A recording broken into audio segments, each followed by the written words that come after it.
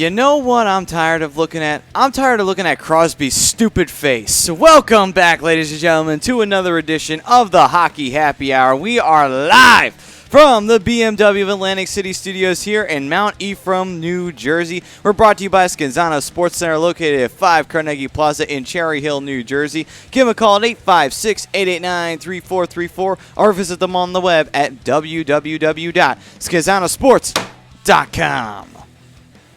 That is right, ladies and gentlemen. We are back. We took a small hiatus last week, but we are back. And after observing what we have observed from the Flyers season, they're not out of it yet. And they made one little tiny deal at the trade deadline that might actually be a blessing in disguise and a big, big boost possibly moving down the line. But let me introduce to you everybody here. I am Matt Sasuti along with Rob the Pove Povia and Brian the Darkwing Daly. What up? And today we'll be discussing the Flyers, not just on the trade deadline and the deal that they made, but also what we saw from the Flyers games over this past week as the Flyers managed to get a win and then proceeded to get another win. First time they had gotten 2 wins in a row in a little while.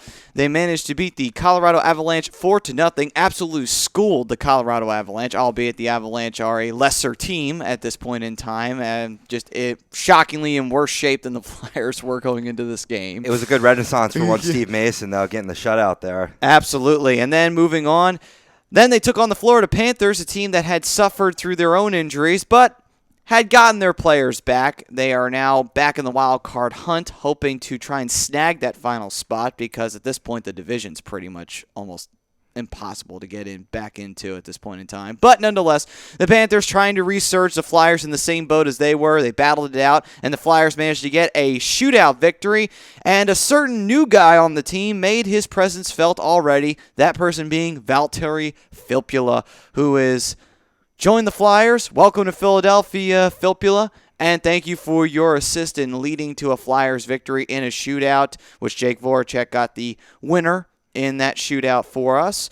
And then the Flyers proceeded to lose to the Washington Capitals, but they lost in overtime, so you know what? Out of the ass raping we took from them a couple weeks prior, I will take a 2-1 OTL. I will absolutely take a 2-1 OTL.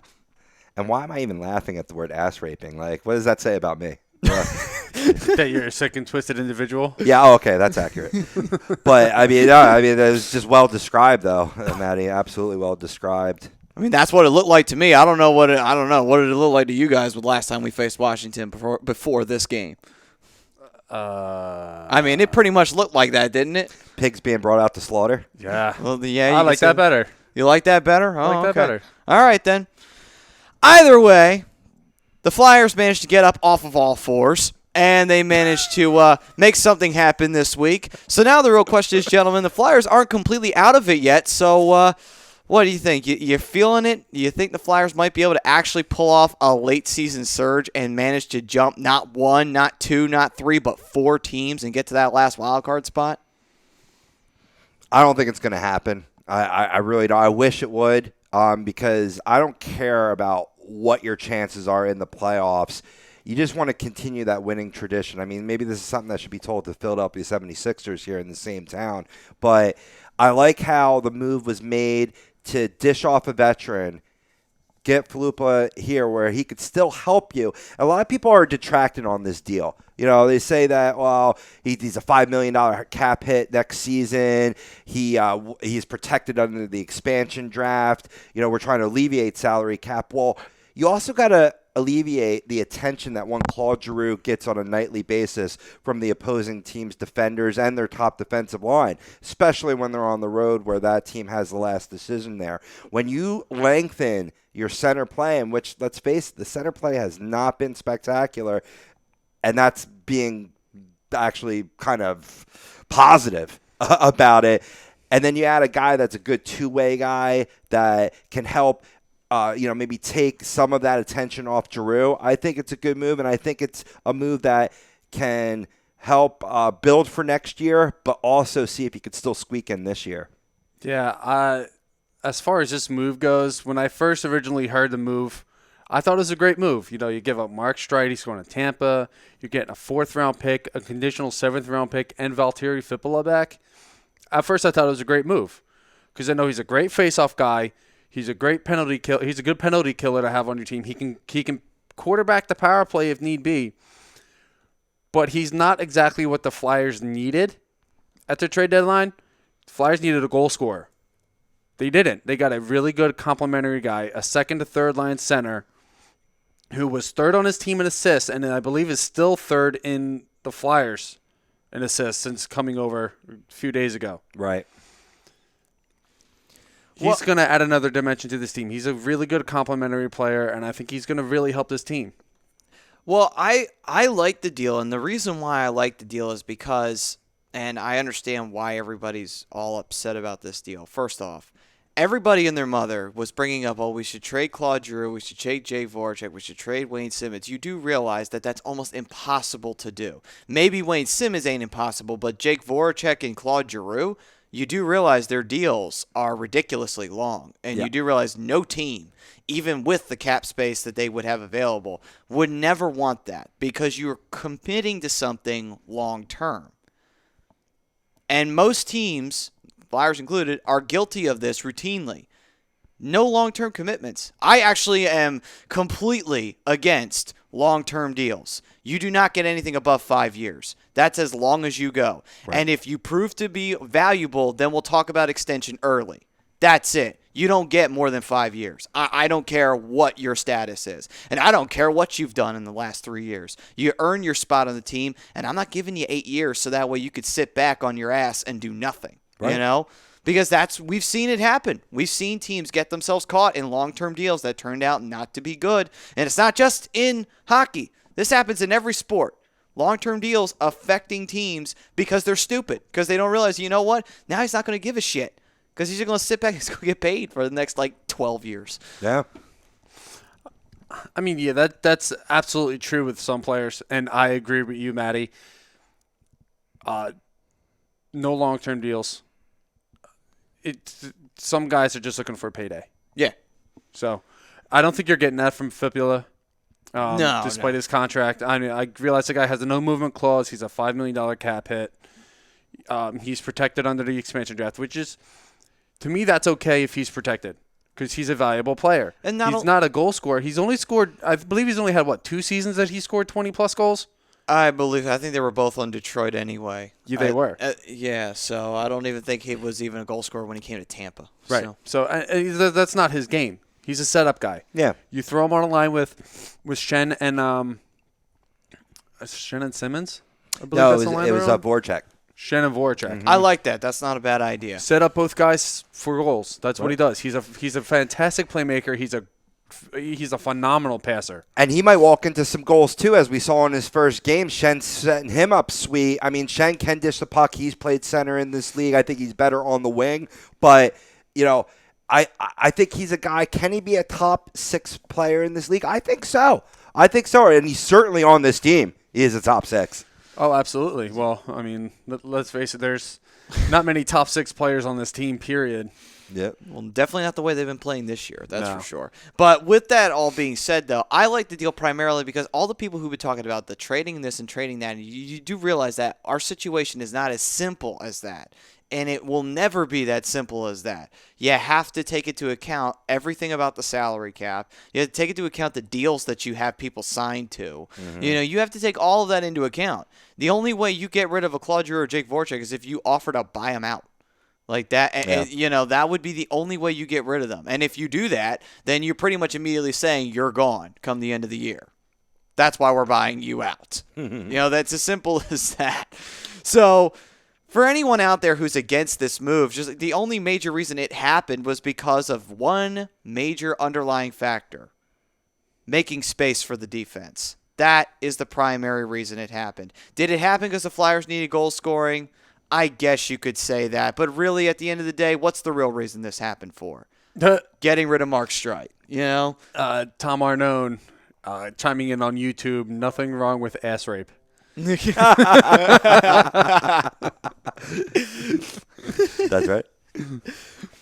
Guess it just depends on what side you're on of it. But anyway. Yeah, I think that has a lot to do with it, not a little bit, a lot. But anyway, so Come on, you know that Sublime song. Come on now. I think everybody knows that Sublime song. A little bit. What about Tool's Prison Sex? But anyway, moving on. As for that all being said, with the situation that the Flyers are moving into, the major reason that this deal was made was to get rid of Mark Streit. That's the major reason why this deal was made. We all knew that that was going to happen. And if anything had to happen come the end of the year, it was Mark Streit no longer a Flyer. And it's not that I hate Mark Streit. Mark Streit was fine as a Flyer, but the thing is that his age is his age. You know, it's like Kimo Timonen. You know, it's just like, okay, I love you, Kimo, but at the end of the day, you're old. It's as simple as that. It happens to everybody. Just at some too point, old. yeah, at some point you're going to get old, crusty, and unable to play anymore. So you know that's just how it is.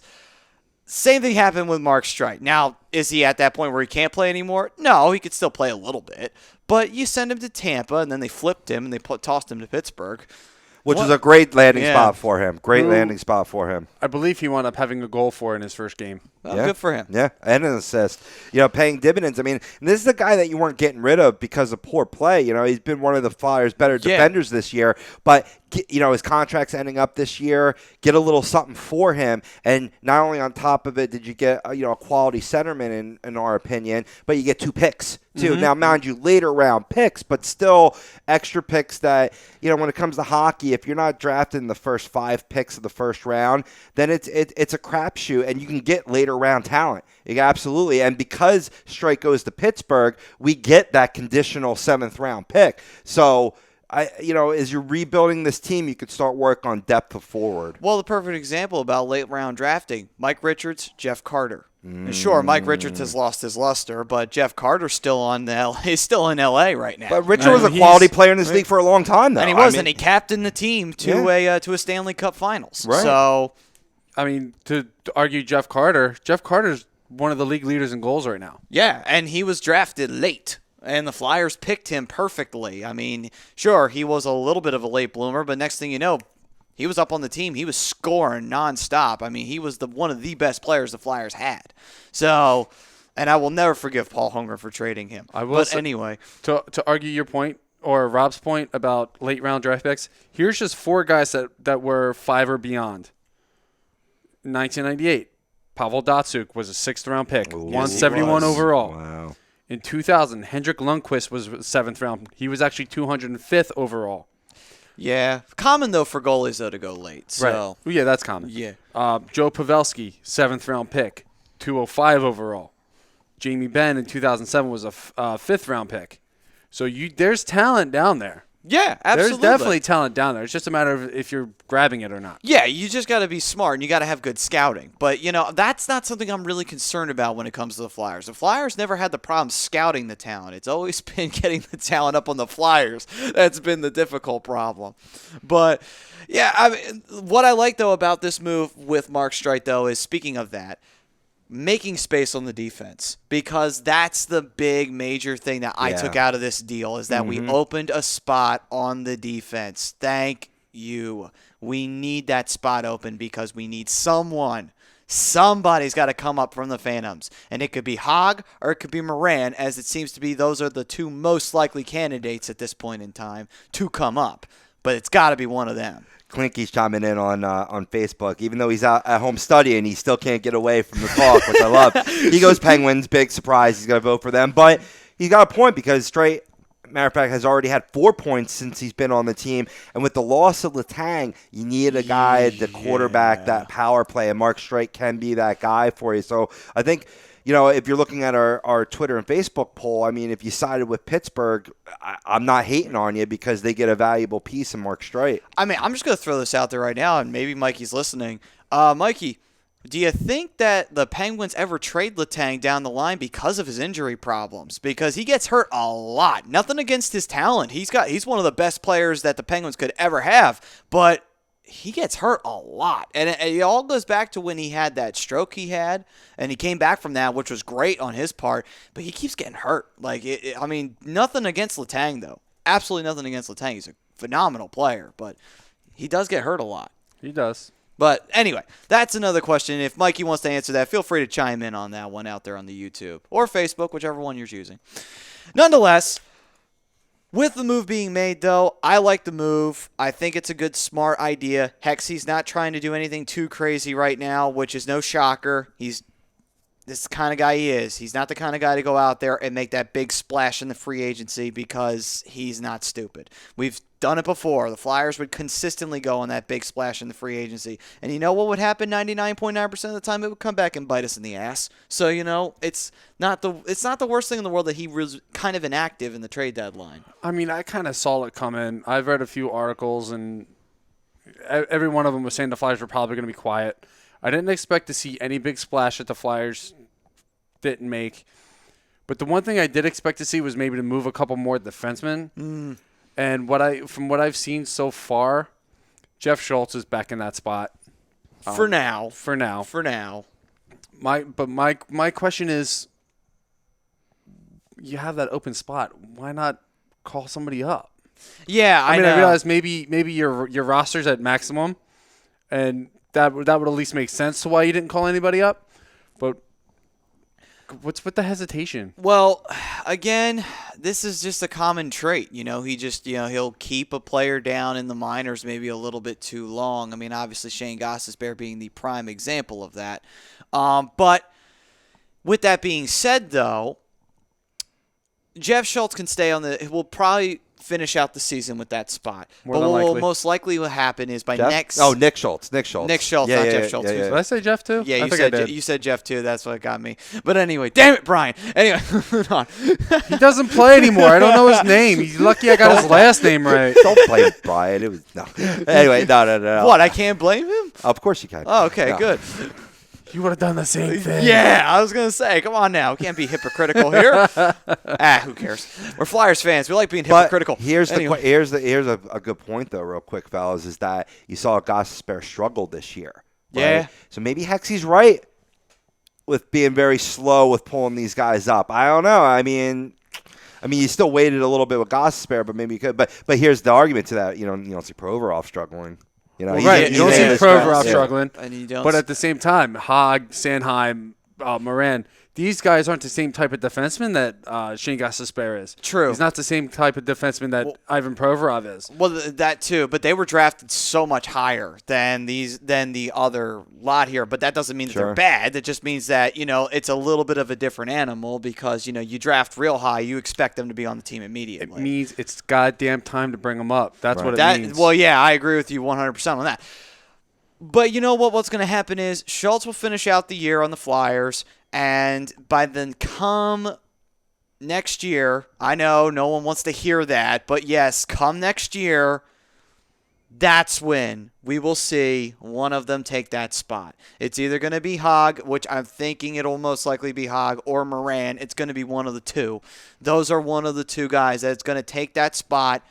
And then Schultz will be that plug-and-play player for the rest if he's winding up on the Flyers by next year. But point is, though, is that that's what's going to happen most likely come the end of the year. So don't get too excited if we're going to see anybody before the season's out because we're not. We're not going to see that. I wish they would at least with Moran, or at the very least next year with Moran, because this team lacks snarl. And that's what Moran will bring. You want to come at one of our players, you're going to get your fucking head chopped off, and that's what Moran is the type of player that will do. But he's been banged up a little bit recently, so I could see them not getting pulled up. Real quick, guys, though, with that question, I want to get your take on it before we hit the break in terms of who won this deal. Just to fully cap off. So Pittsburgh gets Mark Streit. They send their fourth-round pick to Tampa Bay in exchange for Mark Streit, which replaced the fourth-round pick that the Tampa Bay Lightning had given the Flyers, along with that conditional seventh-round pick and Flupala to the Flyers. So that pretty much rounds out the ins and outs of the deal. At first, I'm like, what is Lightning doing? You know what I mean? So you didn't even try to get up at least ask for a third-round pick and take a step up. What they did was they alleviated cap space along with another deal that they made during the trade deadline, getting rid of Ben Bishop. So they freed up a lot of cap space. So, in my humble opinion, I said Pittsburgh won this deal. How are you guys feeling on this? for now, I would say that actually I'd say Tampa won on this deal, and here's the reason why: alleviating cap space for a team that's kind of been shaking lately, and getting a draft pick back to go along with it. Mm-hmm. I think they won the deal at the end of the day. I mean, they gave the Flyers something that the Flyers may need, which is a little tiny boost in offense. We got rid of somebody we needed on the defense, so I can't say that we really failed in that.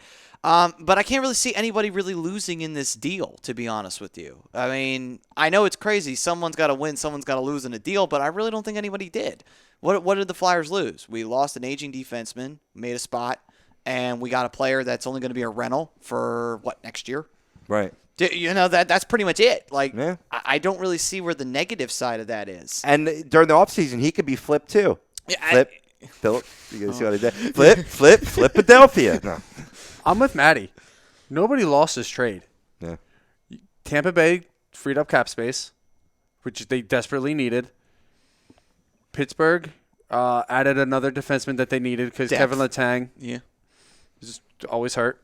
And the Flyers shored up. Not only, I shouldn't say shored up, they freed up with space in the defense, and they kind of made that center position a little bit stronger. Right. On top of grabbing 2 more draft picks for this year. Right. So it's a win-win-win for everybody. Equal. Yeah. I think it's very much an equal deal here. I don't think anybody really lost this, and I know everybody and their mother who wears orange and black will tell you, oh, the Flyers lost in this deal. Shut up, because you don't know hockey. Clearly you don't, and you've proven it being this stupid. But anyway, moving on. So with all that being said, we will head to break. When we come back, it'll be time for us to dive in to Around the League. We'll get to the topics that Rob's got that's been burning in the NHL, and then we'll get to Brian's hockey history. And then after that, we will continue to run through our best position players in hockey, and this position today will be defense. And instead of 10, we'll be doing 20, just because defense is that tough to pick for. But anyway, 2 on the ice, left and right. Yeah, that's on the other side. But first, I want to talk to you guys about Gibson Mayer LLC, your certified public accountants. They are located at 301 Oxford Valley Road in Yardley, PA. Give them a call, 215-369-3300. Tax season is here, so be ready, be prepared. Get Gibson Mayer. We are the Hockey Happy Hour on A2DRadio.com, and we'll be right back after this.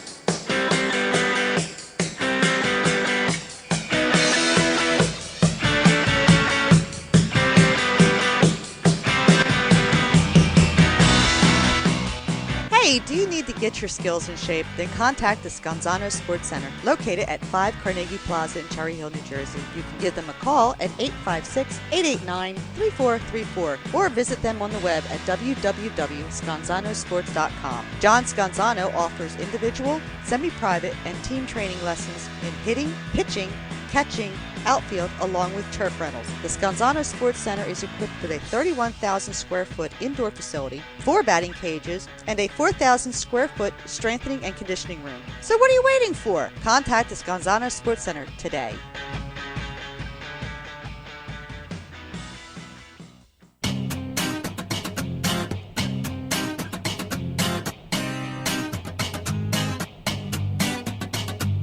A2DRadio.com is proudly sponsored by Gibson Mayer LLC Certified Public Accountants. Gibson Mayer, located in Yardley, PA, is a leading accounting and business consulting firm with a proven track record of handling critical issues with expertise across many different industries, including construction, distribution, hospitality, manufacturing, real estate, service trades, merchandising, professional services, and professional athletes. Give them a call at 215-369-3300. That's 215-369-3300. Your initial consultation is always free, and if you tell them that Tom and Mike from AM and the PM sent you, you'll receive 15% off all income tax services completed by February 15th. That's Gibson Mayer LLC Certified Public Accountants, 215-369-3300. 888-866-3300 or visit them on the web at www.gibsonmayer.com. That's gibsonmayer.com.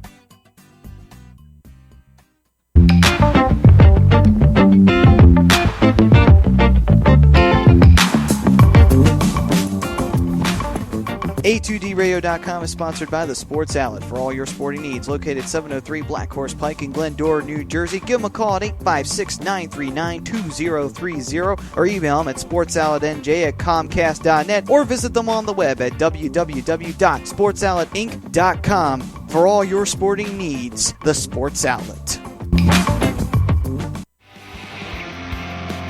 You're listening to the Hockey Happy Hour, only on A2DRadio.com.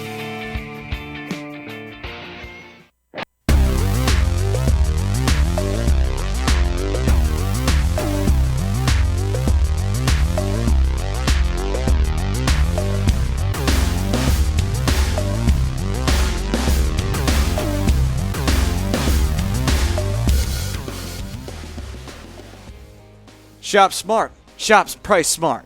Welcome, ladies and gentlemen, back to the Hockey Happy Hour. We are live from the BMW of Atlantic City Studios here in Mount Ephraim, New Jersey. I'm Matt Cinsudi. No, not Bruce Campbell. Along with Rob the Povia and the Darkwing, Brian Daly. And we are brought to you by Sports Outlet for all your sporting needs. Located at 703 Black Horse Pike in Glendora, New Jersey. Give them a call at 856-939-2030. Email them at sportsoutletnj@comcast.net or visit them on the web at www.sportsoutletinc.com. That's right. And now, with all of this trade deadline crap that's been going all about the league, I think it's time that we took a look at our major topics, and that would, of course, be the trade deadline at this moment in time. So, Brian, you said you had the contracts up. I do. So why don't we go through it, and why don't we see what possibilities there will be in the near future? Since, one of our biggest issues with this team is defensemen, I figured that's a good place to start, right? Well, might as well. Got to start somewhere. All right, so looking at the contracts for the defensemen for the Flyers, obviously there's a couple guys that probably aren't going to be moved, and that's going to be Andrew McDonald and probably Radko Gudas. Both are under contract until 2020, so you're looking at 4 more years of each. Well, technically 3 now. Right. After that, the next guy that's on the list that's going to be around for a little while is Ivan Provorov, who's going to have 2 more years left on his entry-level contract. Then he becomes a restricted free agent in 2019. Well, I think it's safe to say the Flyers are going to re-sign him. Safe to say. Yeah. Unless they're that stupid, but we'll see. Brandon Manning is next on this list, becoming a restricted free agent in 2018. So that's going to leave Shane Gostisbehere after this season becoming a restricted free agent, Michael Del Zotto becoming an unrestricted free agent, as well as Nick Schultz. Now, obviously you let Nick Schultz walk. Clearly, I would let Manning walk too, just because there's nothing against Manning or Schultz, but I mean Manning is Manning. He's good. He's just not.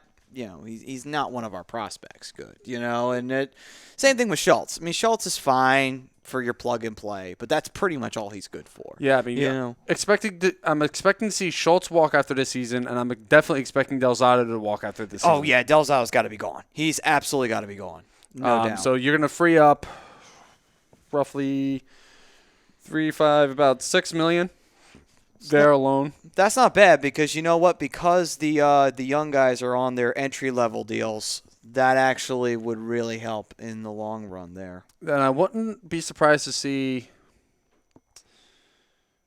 possibly trade Manning.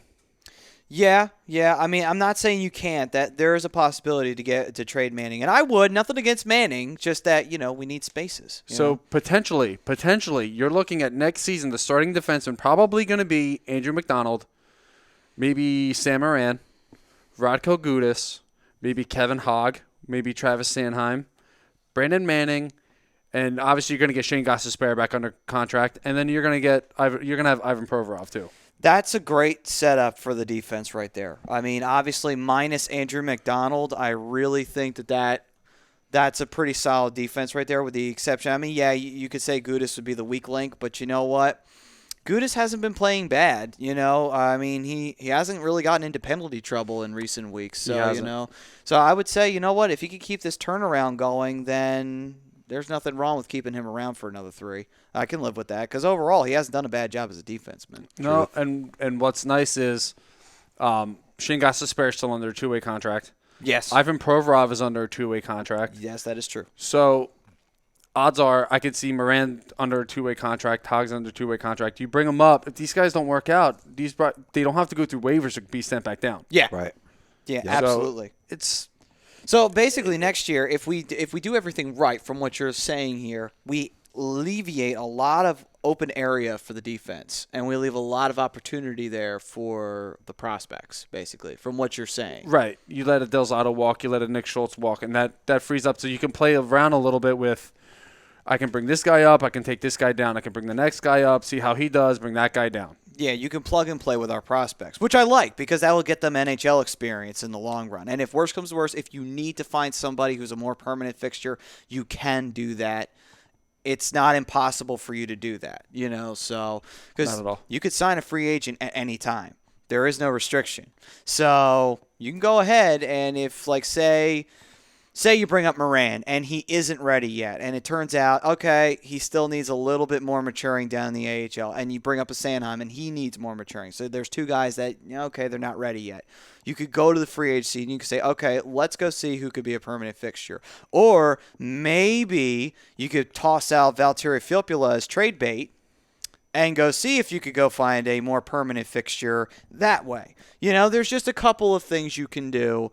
And that's another reason why the Valtteri Filppula is a good deal, because he could be trade bait next year because it's only 1 season left on his contract. Many teams would bite down on something like that. Well, here's the thing about Valtteri Filppula.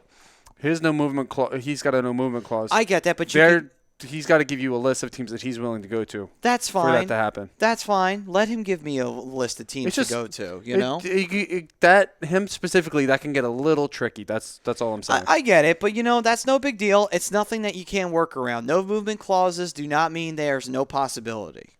Now, this is the big question.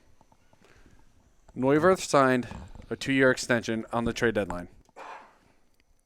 Steve Mason's a free agent at the end of this year. Well, he's gone. Where do you go from there? You bring up Stoli. Stoli comes up. Neuwirth's either going to start the season or Stoli's going to start the season. I would rather see Stoli start the season. Now, here's my question to you. I'm hearing this name linked to the Flyers a lot lately. Ben Bishop. He's not staying in L.A. There is no way he's going to want to stay in L.A. If Ben Bishop behind Quick, right? Exactly. He sees himself as a starter, and he is a starter. Absolutely. He's a starter. Why would he back up Jonathan Quick for potential Stanley Cup? Nah, I think the dude wants to play. Right. Now apparently Matty's not for this. No. If Ben Bishop comes to Philadelphia, do you see Neuwirth going anywhere? Yeah. To hell. Yeah, because I don't think this extension necessarily means that Neuwirth is staying. I really don't. It depends on, are you going to protect him? Do you leave him unprotected for the expansion draft? Signing him to a lower brow, I believe it was a 2-year extension. 2-year, $2.5 million. Right. May be very attractive to a Las Vegas team building up or whatnot. And then thus you retain Mason in that scenario. I don't think it's necessarily bad news for Mason. I don't think so either. But I'll be honest with you. I don't see Mason coming back. Right. I see the Flyers going out there and bringing in another goalie, potentially letting Neuwirth go to Las Vegas in the expansion draft and having Stoli back up whoever they bring in. Okay, if they go that route, fine. But if you're going to go the route where, because what I was thinking was you have Ben Bishop as your starter and Michael Neuwirth as your backup. If they do that, I'm going to be pissed because that's bullshit, and everybody knows it's bullshit. Because here's the thing. You go get Ben Bishop. That's great. How about a better idea? How about you take a chance on Anthony Stolarz, who proved himself, you stupid son of a bitch? How about that? And let him build up with the youth. I see what you're saying there, but I have to disagree with you. Ben Bishop makes this a better team. I'm not saying Bishop's not a good goalie. That's not what I'm saying. But I'm just saying is you let Stoli sit down there forever, and then he goes to another team, and guess what happens? You get another Sergei Bobrovsky situation? Yeah. Do you really want to bite down on that bitter pill? Because every time you see Sergei Bobrovsky put a shutout out there and give the Blue Jackets another win, it makes you shake your head and want to bash it in because you realize, damn it, we could have had that and we wouldn't have a problem with goalies right now because Bobrovsky would be our starting goalie. And again, I will never forgive Paul Holmgren for that move because that was the dumbest thing he's ever done. Well, I mean, that's the Philly thing. You trade young players away, and they go off and they have outstanding careers. But that's the thing, though. That's what Hexy's trying to change. And that's what I want to see change. And that would prove to me that he's no different than any other GM if he does a move like that. Also, real quick, jumping back to your Bobrovsky thing, it helps Bobrovsky a lot that defense in Columbus is playing really good hockey. Yeah, but Bobrovsky was already a really good goalie to begin with. No, I'm not. That's not what I'm saying. I'm just saying that it helps that he has a good defense in front of him, makes him look that much better. I get it. I'm not saying, that definitely makes him look so much better. But again, though, it's one of those things, man. Bobrovsky would have been our starter. He would have been our permanent fixture in starting position, and he'd still be our starter today. Hell, we'd be talking about, really. I like Stoli, but the problem is we already got Bobrovsky. It would literally be the debate that would be going on right now. I'm sorry, it has nothing to do with what you're talking about. It actually ties into the Andy McDonald talk that you're having, Brian. Chris Dunn on YouTube goes, if McDonald gets hit by a septibus, can the league give us an exception? Because no one in their right mind would ever trade for that garbage. He's right. He brings up a very valid point. Yes, he Phenomenal does. comment. He does. So then that means we need to go and get a septibus, and, we need to catch McDonald on one of his days when he's not playing, and, get the job done. Why not just run the bus through the locker room and just hope we hit him? Well, yeah, but then you run the risk of hitting one of our good players. I actually have a CDL license, just saying. All right, then. All right, so we got the fall guy. All right, cool. Good. It's all coming together now. Our evil plan has all come together. Good. That looks like it's about it. I mean, other than Robin Lebimov, who's going to be a restricted free agent, Nick Cousins, who's going to be a restricted free agent. That's really it. Lebimov might wind up getting re-signed just because he'll be a plug-in player for the most part. Chris Vandevelde is a UFA at the end of the season as well. These are guys that really have minimal impact on this roster. I mean, if you let them walk, it's not really going to be like, oh my God, he let Chris Vandevelde walk. Oh Jesus! No, it's just going to be one of those. He let Chris Vandevelde walk. Who cares? Right? Can you refill me on that beer? That's pretty much. Well, that's pretty much the reaction that's going to be. That's all I got. All right then. Thank you. So, Rob, do you have any topics for us? Sure do. A ton of them, man, since we've been on air. You just stop me whenever you feel good and ready. All right, stop. Fuck yourself. Wow, he stole my joke. I'll start with John Cody on in the official Philadelphia Flyers fan group. We shared our link there. He goes, I think every team got exactly what they needed. Not too often are there even trades like this, but I think this is one of them. So thanks for chiming in. Thank you. We will read your comments live on air. Looking around the league, just coming through today, forward Olli Jokinen retires after 1,231 games in the NHL. He will sign an honorary contract with the Florida Panthers so he can, retire a Panther. Oh, good for him.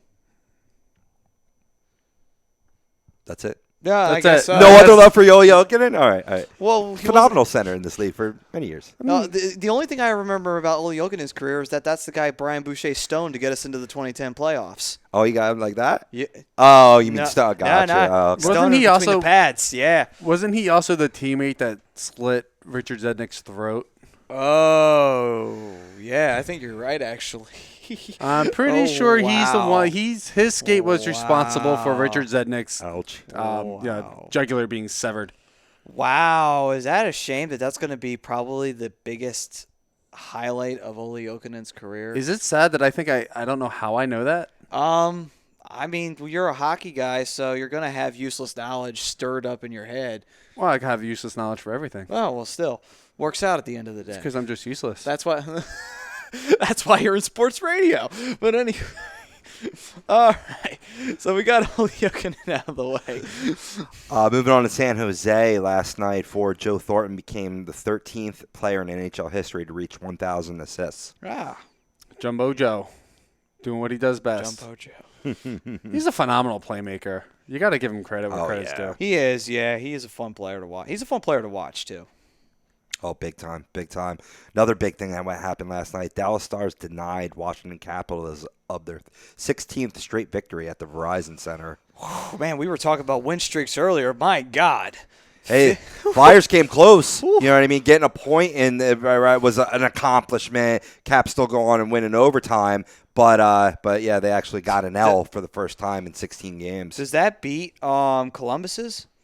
It was home earlier? winning streak wasn't consecutive. consecutive. Okay. Yeah. Oh, okay. I thought it was consecutive there for a second. Okay, never mind. They had a Never consecutive mind, streak never as a mind. part of that for a while, but then they lost on the road and they were maintaining the home win streak. Gotcha. Okay. Never mind then. Looking back to the week that was, we have the 3 stars of the week. We got Nikita Kucherov with number 1 star. You already alluded to him. Yeah. Sergei Bobrovsky gets the number 2 star. And 3rd star of the week, Carey Price. Did you guys see Nikita Kucherov's shootout goal the other night? Yeah. I loved No? it. I loved it. That was funny. He says he did it on purpose. I'm not 100% sure yet, but I don't he know. goes to deke around. Who were they playing? Toronto, I think. No, it wasn't Toronto. It was a team wearing red. Damn it. I'm trying to remember. All who right, it was. it doesn't really matter. So Nikita Kucherov comes in on the shootout, and as he goes to make his move, he lets the puck keep sliding, and he makes his move and completely dekes out the goaltender without the puck, and the puck slides through 5-hole. Yeah. Wins the game for The move right wins the there. game for Tampa. You know, It was smooth because the way he made it look like he still had the puck and drugged the puck, but the puck was still sliding and slid in 5-hole. I like it. If he did it on purpose, that's just straight up ownage right there. You got to look He that. made You got to look that up. He made that goalie his bitch. If that's exactly what, if he did that on purpose, poof. Yeah. He should get that branded on his ass. Property of Nikita Kucherov. But anyway.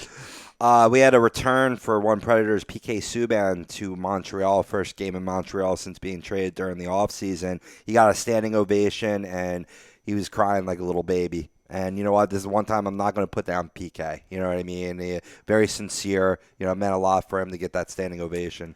This is what I love about PK. He went back to Montreal, and he went to the hospital, visited all the kids. Oh, that's great. Just wait. Yes. It gets better. So he has to leave a little early, so he didn't get to visit everybody. So he goes to practice. After practice, it was him, Mike Fisher, and Roman Josi all go back.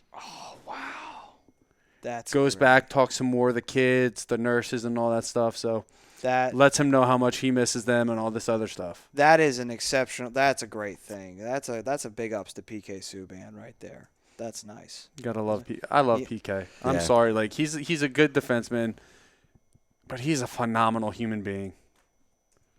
He's a phenomenal human being, and that's a part of why I love sports so much. Yeah, you get some of those great athletes that make you realize that's what sports is all about at the end of the day. Right. Not the players who go around, spend their money, and get themselves arrested all the time. NFL players. Yes. We're talking about real legitimate athletes who don't take their talent for granted, and they go there and they take time out for their fans. That's what it's all about, really, at the end of the day. Absolutely. I think the fans want to stay away from these two players as last Monday, Wild forwards Zach Parise and Jason Palmaville were diagnosed with the mumps and were out of action for a little bit. Again, the mumps rearing its evil head in the NHL world as we saw last season. Yeah, you're not kidding. My fantasy hockey team, I put Jason Palmaville in Monday. He's ruled out with the mumps. Yep. What is He's back in the lineup though, thank goodness. He got me 6 or 7 points, but I still lost to Mike. Yep. Oh, yeah. What are they doing to get these damn mumps? Are they showering with each other's towels? Like, come on, man. Stop giving each Sharing other water bottles. Like, seriously, what are you doing? It's Big got to balls be of it. mumps. That has Like, to oh be my it. God! Like, It's all these Eastern European bringing their diseases. so no more Eastern Europeans and That's it. You're back. So that means Jake Voracek's no longer on the Flyers with Gudis and Neuwirth. Right. Well, Flyers are going to lose 50 points there. And maybe a couple of wins, too, with Neuwirth. But anyway. Oh, this was a good one, guys. Since we last been on, Maple Leafs rookie Austin Matthews reached the 30-goal mark. I mean, just phenomenal. I mean, he's definitely living up to the hype. He's definitely going to hit 40. Easy. All right. Well, that's some good topics right there in the NHL. But before we go to break, real fast, Brian, why don't you give us what happened this day in hockey history? All right, real quick. 1921, Ottawa's Cy Denney. I guess that's how you say it. Denny? Denney, D-E-N-N-E-N-Y. Let me see. What's it? D-E-N-N-E-N-Y. Yeah, it's Cy Denny. Oh, Denny. Denney. Scored 6 goals in a Denney. 12-5 win over the Hamilton Tigers. His brother Corb scored 6 goals for Toronto earlier in the season. Oh, nice. In 1951, 18-year-old Scotty Bowman suffered a severe head injury while playing in a junior hockey game. The injury ended his playing career, but Bowman would become the NHL's winningest coach. Yes, he would. You know what? That's a good thing. Mm-hmm. Not for some of us, but, for some others. Love Scotty Bowman. In 1971, Montreal Canadiens called up rookie goaltender Ken Dryden from their farm club from the AHL. The rookie would win all 6 of his games and lead the Canadiens to a surprise Stanley Cup championship in 1971. That's right. And actually, Ken Dryden had only just recently gotten to the AHL team because he had been previously playing in college. And he wound up going up to the big club, and he wound up leading them to the Stanley Cup. That just shows you how good of a player Ken Dryden is. Mm-hmm. I mean, he was only on the Summit Series Team Canada team. So, I don't know if that was a big deal, but, 2 years later for Montreal, Guy Lafleur scored twice and added 2 assists to become the first 100-point scorer in Montreal Canadiens history. The flower strikes again. He was on my list. You just made the list. I was setting you up for that. In 1981, with 4 goals in Edmonton's 5-3 win over Philadelphia, Wayne Gretzky became the first player in NHL history to get 6 career hat tricks before the age of 21. The 4 goals gave Gretzky 100 goals in his first 145 NHL games. I would like to be mad at that, but really, I can't be. That right? You just can't be. Gretzky is just Gretzky at the end of the day. You weren't even born yet, so it's all good. Oh, yeah, but it was still Flyers. You still feel it. Yeah, you still it's all feel the good. pain. You weren't even born yet. You're good. You're great. Yeah. It's Okay, beautiful. whatever. Beautiful thing. Yeah, beautiful thing. Okay. 1988. Sure. Rob, is it a beautiful thing? No. No, yeah, that's what I thought. Well, I think Rob was born at that point. So But yeah, it's but such still, a beautiful thing for him. it goes on that. So there you go. Sorry, Rob. That's not a crack at your age. I promise. No, he speaks for the Flyers fan base, though, and that still hurts. Anyway. In 1988, St. Louis Blues obtained right winger Brett Hull and Steve Bozak from Calgary in exchange for defenseman Rob Ramage and goaltender Rick Wamsley. Hull would become a superstar in St. Louis, and I think that's pretty well known. Oh, that's a great name, Wamsley. Anyway, sorry, but that's just a great name. In 1989, the Minnesota North Stars traded all-time leading scorer Dino Ciccarelli and Bob Rouse to Washington in exchange for Mike Gartner and Larry Murphy. That is a great deal. Nobody loses in that deal, really, when you think about it. Now, back in that time, most trades were great hockey trades. That's a great deal right there. See, that's crazy. You would never think. If a Dino Ciccarelli was on a team and a Mike Gartner was on a team, they would never be traded. Like, they would be permanent fixtures on whatever team they were on. Maybe Ciccarelli later in his career. Mike Gartner, never.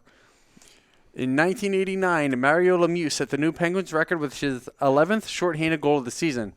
It came on a penalty shot against Kelly Rudy at L.A. Mario Lemieux. Yes, Mr. Super Mario himself.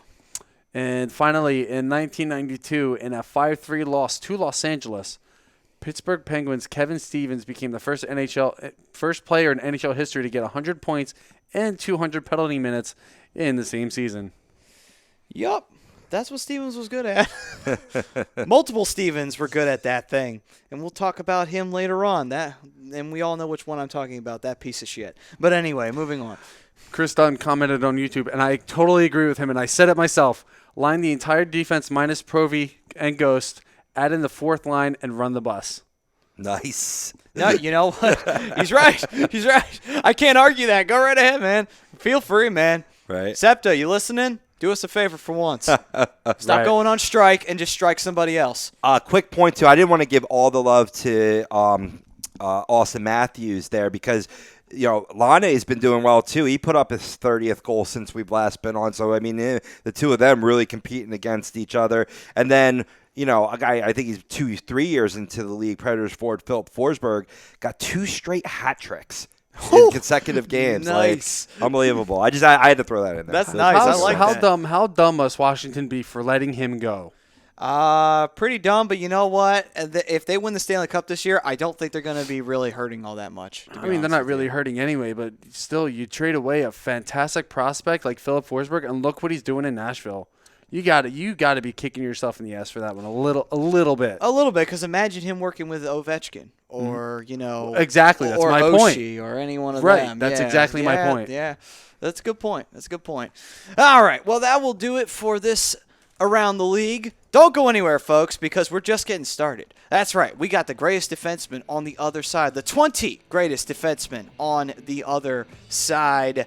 But first, I want to talk to you guys about Liberty Event Rentals. They are for all your event or party needs. If you got any special events you got coming up, whether it's in the Philly area or it's in the Jersey, South Jersey area, feel free to give them a call, 267-314-7368. Once again, they're located at 2154 East Cambria Street in Philadelphia, PA. They got tables, chairs, tents, linens, anything for your party or event needs. And you can visit them on the web at www.libertyeventrentals.com. This is the Hockey Happy Hour on A2DRadio.com. Don't go anywhere, folks. We'll be right back with the greatest defenseman on the other side.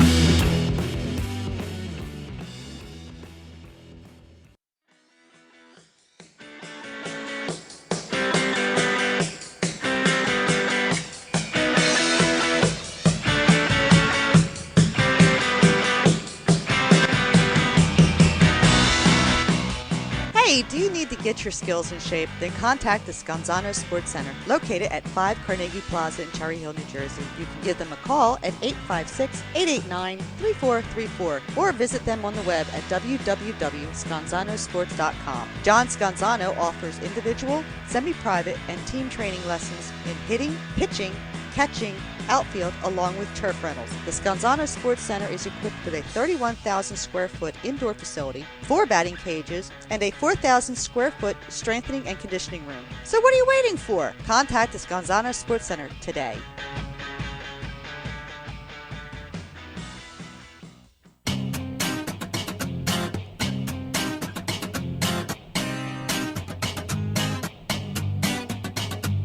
A2DRadio.com is proudly sponsored by Gibson Mayer LLC Certified Public Accountants. Gibson Mayer, located in Yardley, PA, is a leading accounting and business consulting firm with a proven track record of handling critical issues with expertise across many different industries, including construction, distribution, hospitality, manufacturing, real estate, service trades, merchandising, professional services, and professional athletes.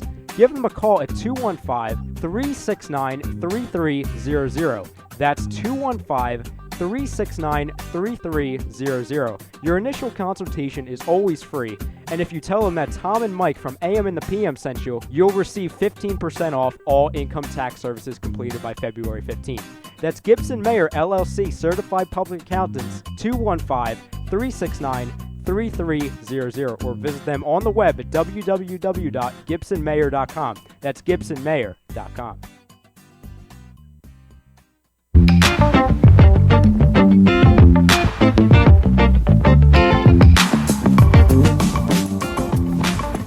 A2DRadio.com is sponsored by The Sports Outlet for all your sporting needs. Located at 703 Black Horse Pike in Glendora, New Jersey. Give them a call at 856-939-2030 or email them at sportsoutletnj@comcast.net or visit them on the web at www.sportsoutletinc.com for all your sporting needs. The Sports Outlet.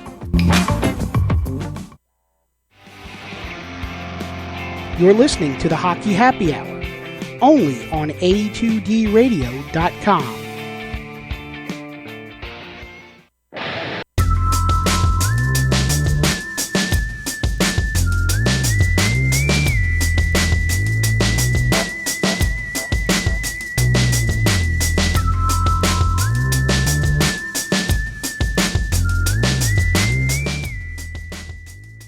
Danger Zone. Welcome back, ladies and gentlemen, to the Hockey Happy Hour. We are live from the BMW of Atlantic City Studios here in Mount Ephraim, New Jersey.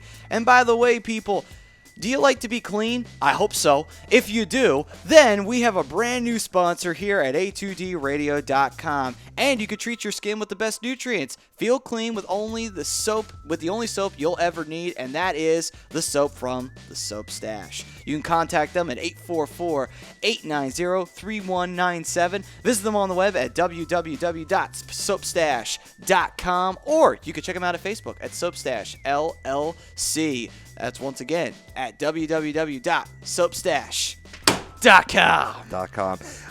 Are the Flyers already in the danger zone and the playoffs didn't even start? Yeah. They kind of are. Yeah, because they're on the outside looking in. I was just wondering why danger zone. Yep, absolutely. And speaking of the danger zone, right now let's talk about the greatest defenseman. Why? Because it's always a danger zone when you're in the defense, because you got to stop the shot every single time. So why don't we get into the greatest defenseman in hockey history, and instead of a top 10, we're doing a top 20. Why? Because, well, you got 2 defensemen for every single pairing, and you know what? It was also really hard to put just 10 out there, so we decided to go with 20. That's just the basic form of it. But anyway.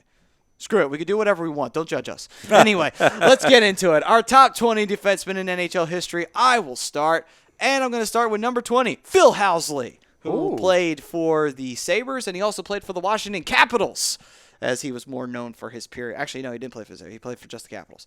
But Phil Housley? Yeah. No, you're right. Oh, he did play. That's right. He did Among play. others. Yeah, that's right. He played in the late 80s. He played for the Sabres, and then he went to the Capitals. But anyway. Sabres. Then he went to the Jets. Jets. Then that's he went to right. the Blues. That's right. Calgary. He's been with a lot Devils. of teams. Yeah. Capitals in 96 to 98.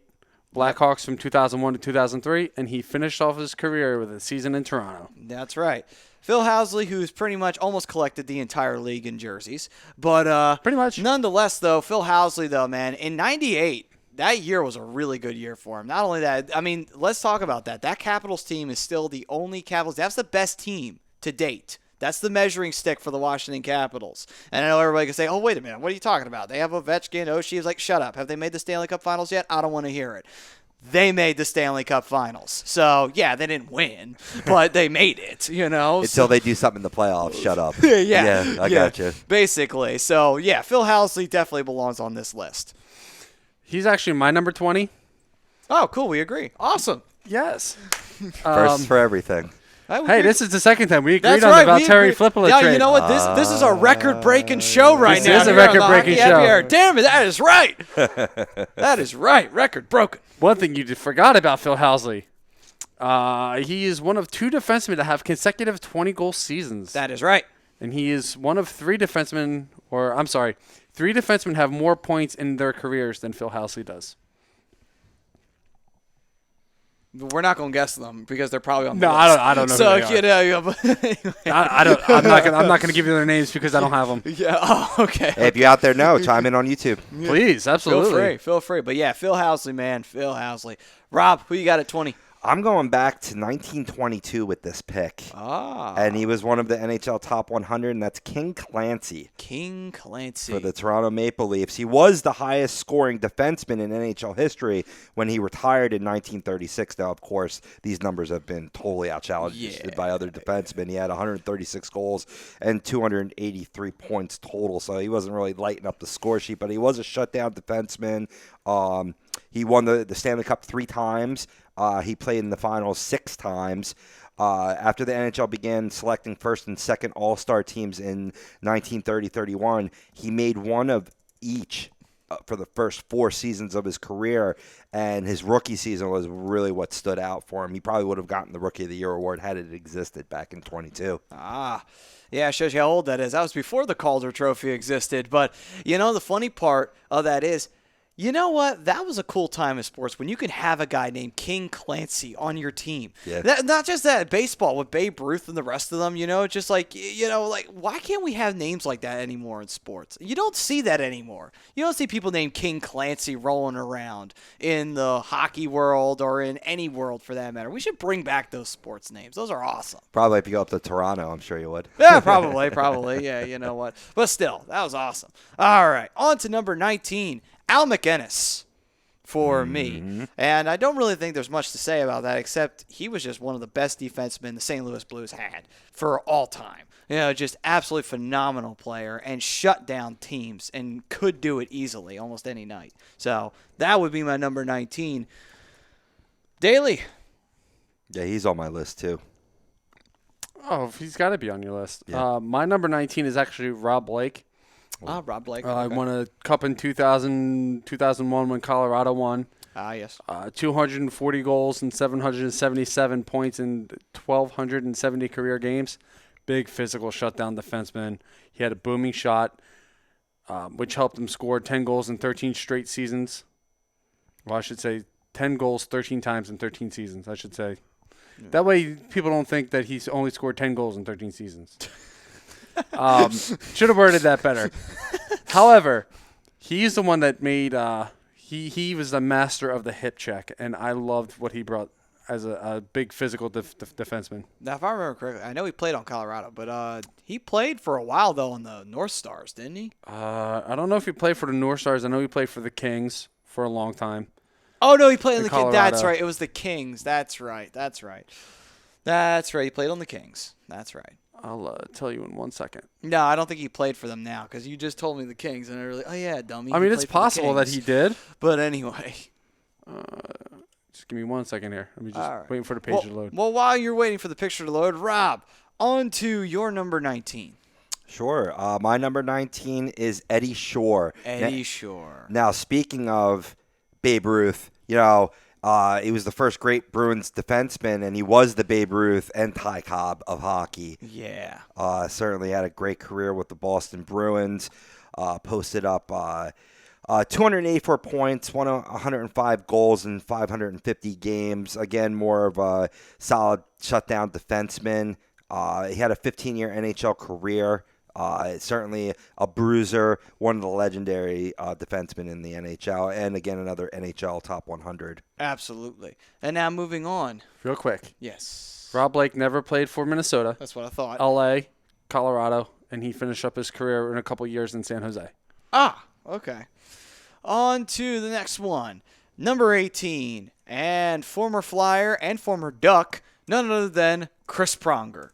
And the reason why Chris Pronger's on this list, I'm pretty sure his play pretty much tells you all you needed to know about Chris Pronger. He was not shy, that is for sure. He would throw your ass into the boards, and at the same time, he could score, too. He had a nice little shot he would put out from the blue line every once in a blue moon. I still remember it to this day. We were facing the New York Islanders, and Rick DiPietro, that piece of shit. Does everybody remember that guy? Yeah, he was in goal. And he did something. He did some dirty move he pulled. And Chris Pronger got the hold of the puck, and he just blasted it down, and he scored it perfectly right over Rick DiPietro's glove. And I was like, that's what you get, asshole. That's what you get for screwing with the Flyers. That was a great game. I love that. That was awesome. But anyway, also Chris Pronger, former Stanley Cup champion with the Anaheim Ducks. I'm sure that brought a nice little smile to Mr. Daly's face as he remembers. And did I ever tell you guys I have that Stanley Cup victory on tape? So every time I wanna just bask in the glow. Well, it couldn't have been hard to have predicted too because Ottawa was just getting their asses beat. Well, I mean that was Ray Emery's best career or best season of his career. So another former Flyer. That's weird. What is it? We got two former Flyers that were all in that Stanley Cup series. But anyway, moving on. So Chris Pronger, though, I mean, he was just a phenomenal player, and it wasn't just with his play with Anaheim or the Flyers. He had a great career with St. Louis. I mean, that was definitely a big time for him, and he also played for the Hartford Whalers too, of all things. I think that was like very, very early in his career. He's one of the few players that was remaining in the league that had played for the Hartford Whalers. But anyway. That's Chris Pronger in a nutshell. One of the best players that's played the game. I got Brian Leach next on my list. It seems a little low for Brian Leach, but yeah.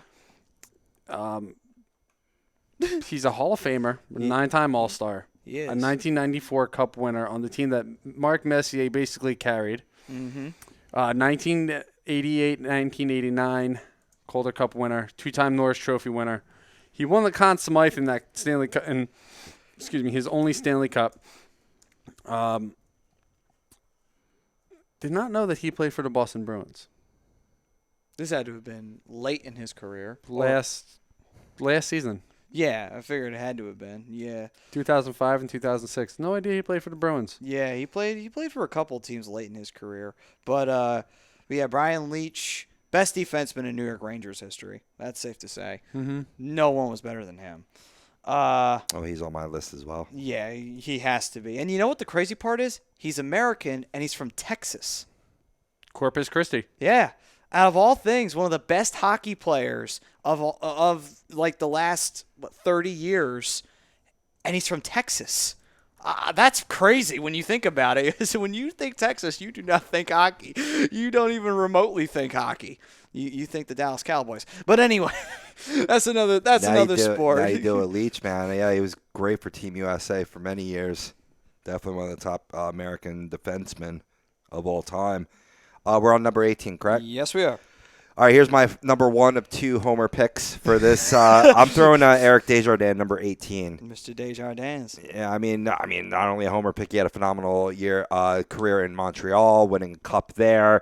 Totaled 136 goals and 575 points in roughly 1,143 games. A lifetime plus minus of 198. Pardon me. You know, He's great a good numbers. defenseman. He should have been. He should have been in the NHL top 100. That was robbery. Yeah, My I opinion. could see that. Yeah. Yeah, absolutely. We all remember Mr. Eric Desjardins. Phenomenal. I have his phenomenal autograph. player. Yeah, he quarterbacked the defense all throughout the Legion of Doom years, and he also quarterbacked it well after that too, to go along with it. He was a nice guy too. I broke the cardinal rule of asking for an autograph. I asked Eric Desjardins for an autograph while he was enjoying a meal. Yeah. He was nice about it. He signed my hat, and he was cool about it. Oh, well, So, yeah, at least he's a nice guy on top of that. That's the great thing, though, about him is that it's mostly Flyers. You ever notice that when you see Flyers outside, they're always nice people. I mean, sure, you get some assholes every once in a blue moon, but, Eric Desjardins. Eric Lindros was kind of more into the other side. But anyway. he was the complete opposite. I didn't tell you, the last show we did, and I know you brought up Eric Lindros. He actually wound up being on WIP. Oh, really? Doing an interview when I left. Yep. Wow, that's great. That's right. You can't escape Eric Lindros. He's just going to haunt you now. He is. He's going to haunt me forever, as long as I Bunch live in of this dreams. area. Seriously. Moving on to number 17 for me. That is Mr. Chris Chelios, who played for the Montreal Canadiens, who famously got jumped by Ron Hextall for after he did a dirty hit on who did he do a dirty hit on? I forget. Damn it, I forget who it was.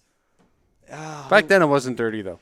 Well, yeah, whatever. Hard but hitting. Still. Yeah. Yeah, but It still. was a hockey hit back then. It was a hockey hit back then, technically a dirty hit by today's standards, but still, by honor code, it was a dirty hit in their eyes. So Hextall decided, yeah, you know what, I'm going to beat your ass. But anyway, so it didn't really give Hexy much excuse to beat somebody's ass, but still. Anyway, Not that he needs it. yeah, he didn't need much of a reason, but still.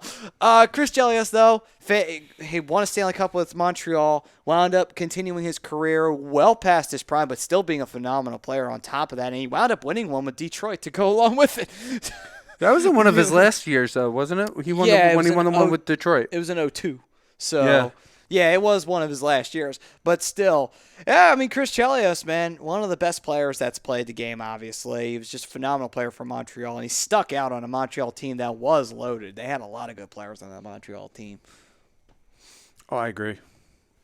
Agreed. All right, moving on to number 17 for you, Mr. Daly. Mine is Guy Lapointe, Le Point. one of the first members of the Montreal Big Three. He was a 6-time Stanley Cup champ. He had 10-plus goals 9 times in his career, and he had 3 consecutive 20-goal seasons. 884 games in his.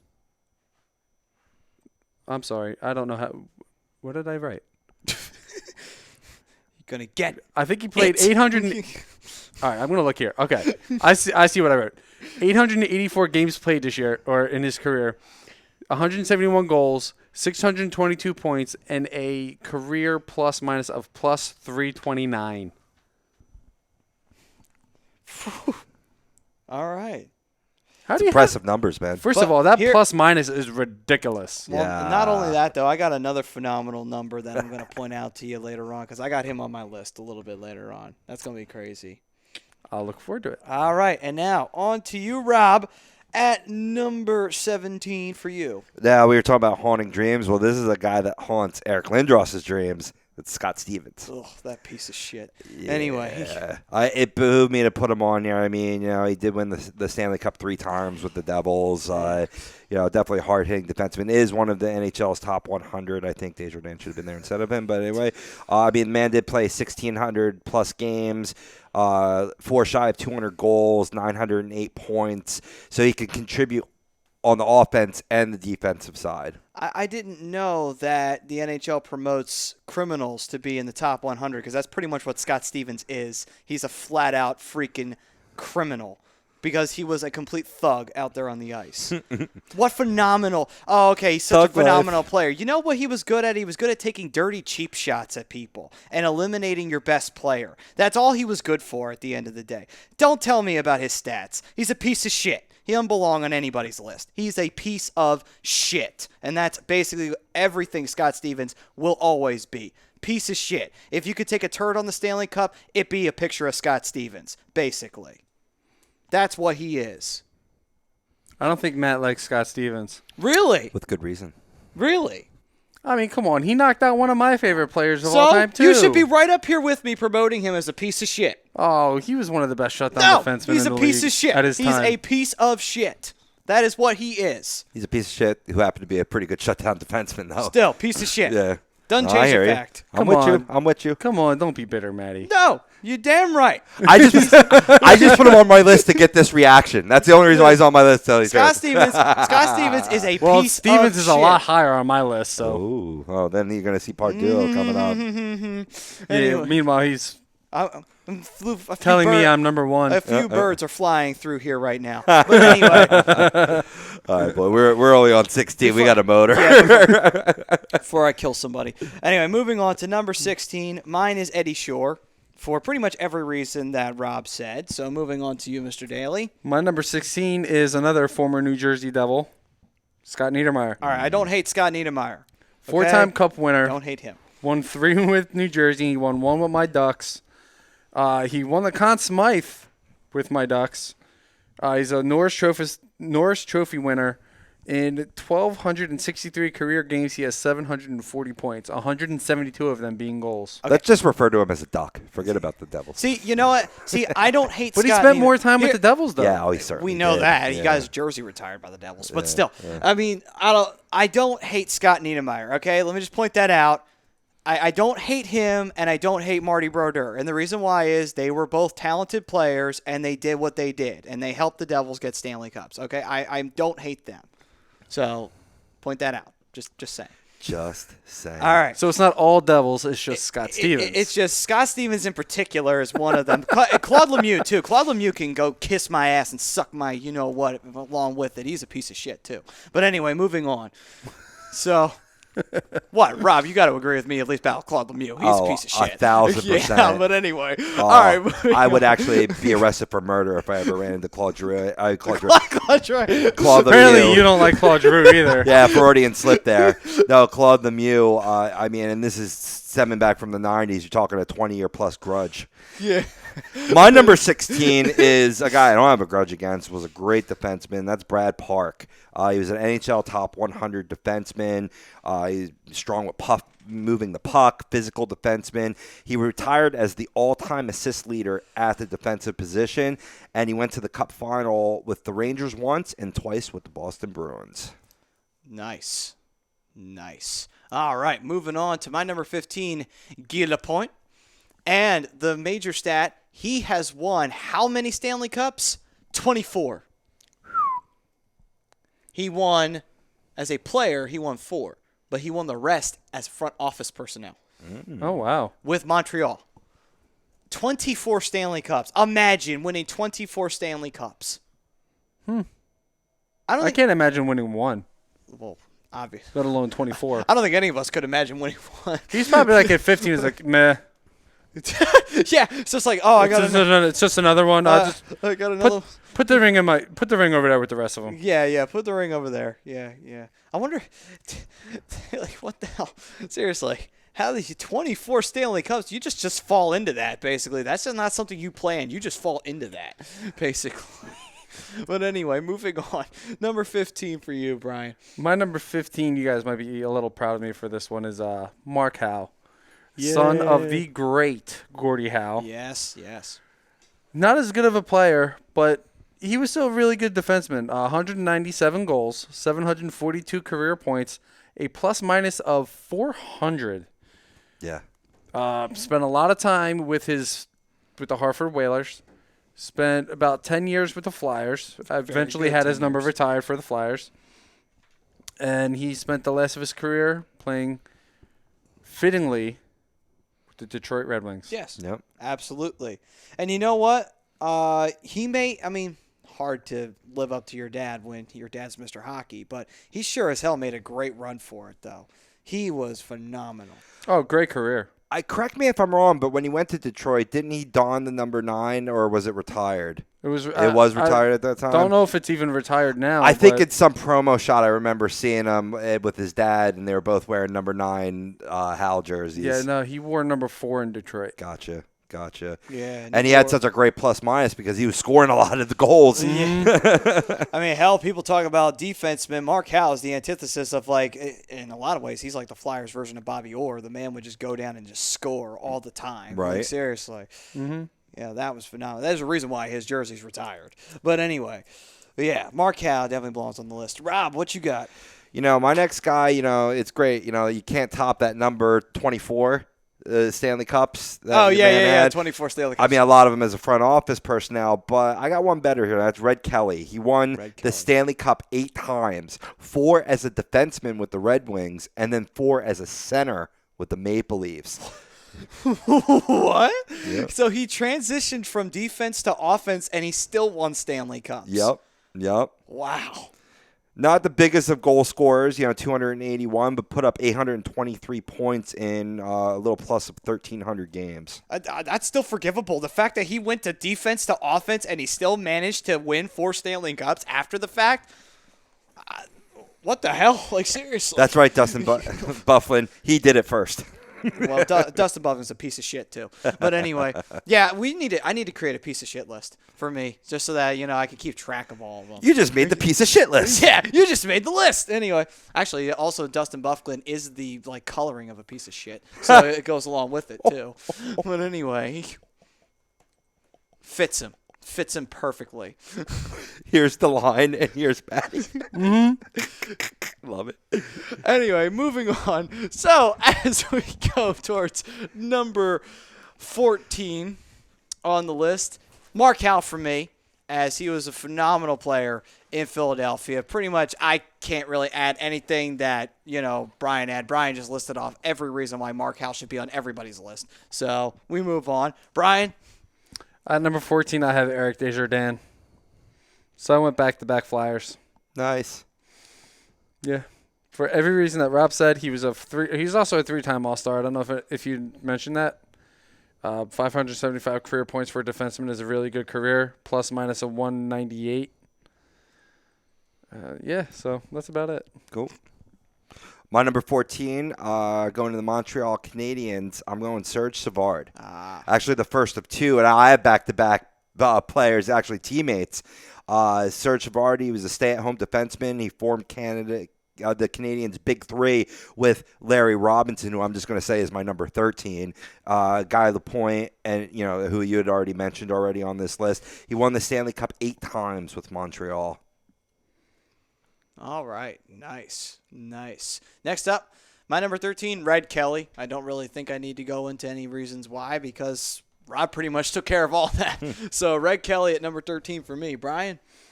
My number 13? Your most hated rival, Scott Stevens. You're Mr. Piece of Shit. Yes, that's pretty much what he is.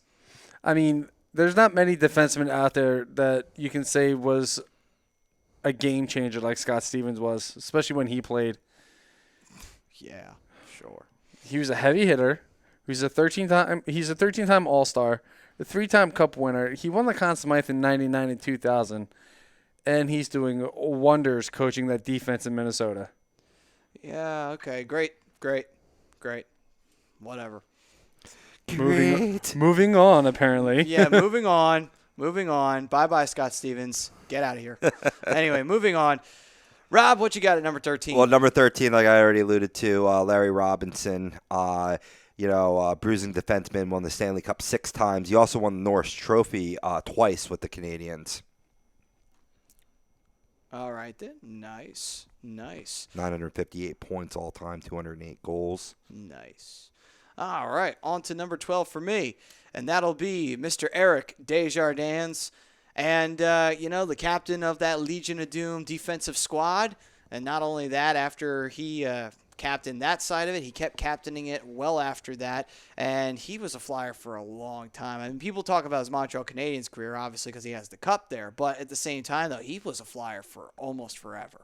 And he was phenomenal every single year he played on defense. I can't really imagine, really, in recent years, no one really has matched him since. No one really has matched Eric Desjardins in defense. We're still looking for that guy. I mean, maybe one of these days Provy turns out to be that guy, or maybe Gostisbehere or someone somewhere pulls that off. But until then, Desjardins is the last really great defenseman we've kind of had on the team. Yeah, truth, man. Brian. Might be, but it might be about right. Next on my list at number 12, I have Tim Horton. There's not really much to say. He was a good offensive player. He was more of a defensive shutdown guy. 7-time All-Star. He won the Hart Trophy once. Norris Trophy, it looks like it's 6 times. Phenomenal player. Played most of his career in Toronto from 1951 to 1970. Spent some time with the Rangers, the Penguins, and the Buffalo Sabres to round out his career. Feel sorry for the Sabres part, but still. Anyway. End of his career. And he has a coffee chain named after him now. Yes. They got the Tim Hortons. Actually never, you know what?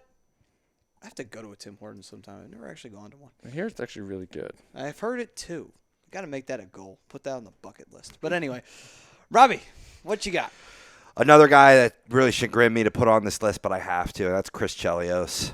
He played the most games among league defensemen. He won 2 Stanley Cup titles with the Red Wings, 1 with the Canadiens. He really is just the ultimate athlete warrior. I mean, even when he's dropping Brian Propp on his head, and then I'm throwing batteries at his head. That's what it was. That was the hit that made Hexy want to kill him. That was the hit. I'm sorry, man. I was buried in the computer. Yeah. Thank you for bringing that. That's what Hexy wanted to kill him about. Yeah, Thank you. cracked his skull open on that hit too. Thank you. All right. Anyway, I didn't mean to interrupt you there. No, that was it, pretty much. Oh, okay. I really don't want to speak about Chelios anymore. Okay, gotcha. But I have to All put right. him on the list, and I put him at number 12. Okay, good. Thank you, Rob. Thank you. That was the hit. That was the hit that made Hexy want to kill him. Made want to crack his skull open. But anyway, moving on. I threw a battery at his head at one of my first games. I was like 10 years old. I just whooped up and chucked it. Nobody saw me. Scary. Nobody saw me. That's Don't great. you realize that we only throw batteries at JD Drew? I screamed I just had my Philly fan moment. That's all. I had my Philly fan. I screamed "F you Devils" like out loud, like right at them, and I was right near the ring. So hope they heard it because that's pretty much how I feel about them. Right. Anyway, so moving on. Next up for number 11 for me, Serge Savard, as Rob had on his list. I mean, there's not really much to say. Back in the 1970s, dominating Canadiens team. Brian. Sorry, Rob. My number 11 is Chris Chelios. 763 assists in his career, plus minus of 350. 11-time All-Star, 3-time Cup winner, a 3-time Norris Trophy winner. And he's going to go down as just out of my top 10 all-time greatest defenseman. You don't have to apologize. I wasn't sure where to put him in the top 20, so if I had him at 12 and you had 11, we were pretty spot on together then. Yep. All right, and Rob. Here's where my another repeat, Chris Pronger. I have at 11. All the reasons you said. I don't want to take up time. All right, then, no problem. And now we're going to blaze on through, get into the 10 here as we get started, and then we'll go to break, come back, finish this up. All right, at 10, I have – oops, I made a mistake. You know what? Skip me for a quick sec. Brian, you start this one off. All right, we're at number 10. I have Al McInnes. Great Calgary Flames defenseman, great Blues defenseman, Hall of Famer, 12-time All-Star, 1989 Cup winner, won the Norris Trophy in 1998-99, won the Conn Smythe in his only Stanley Cup win, one of the top scoring defensemen of all time, 1,274 points for a defenseman, 340 goals, and he's got a plus-minus of 373. Let's see, what else can I come up with here? He won a Hart Trophy in 1990-91. And he won his second one in 98-99. And he won the Lady Byng, it looks like, once. Uno. Oh, he's a 3-time Hart Trophy winner. I apologize. 3-time Hart Trophy winner. 3 times. 3 times. 3 times. 3 times. 3 times. Just because I want to do it 3 times. Rob? My next guy on this list is another repeat, as I'm sure we're going to get into now, and I got Scott Niedermayer here. Giving him maybe a little more respect than you guys did at number 10, but a guy that I actively watched many times in a Devils uniform, again with the Ducks, just really smooth skating defenseman. Nobody could hit harder he wasn't a big guy, but he could deliver the big hit, and was certainly a productive defenseman on the offensive side of the puck. Yeah. Agreed. Definitely. All right. Definitely. And as for me, hold on a quick second. I still got to pick my number 10. I put the same name down twice by accident. Oh, that's okay. Yeah. Well, you want to maybe go to a break? Allow you time to pick that number 10? I got him. You got it? I You got good? him. It's Rob Blake. There we go. I got him. So we're good. I'm good. All right. Last minute change there. All right. All right, so we're going to go to break now. We got into the number 10 spot, and now we're going to kick it off with number 9 on the other side. But first, I want to talk to you guys about the BMW of Atlantic City. Have you ever wanted the ultimate driving experience? Well, then go to BMW of Atlantic City. Easy to get 2 minutes off of exit 37 of the Parkway, located 6037 Black Horse Pike in Egg Harbor Township, New Jersey. Give them a call at 609-568-9200, and they are online at www.bmwofatlanticcity.com. This is the Hockey Happy Hour on A2DRadio.com. We'll see you after this.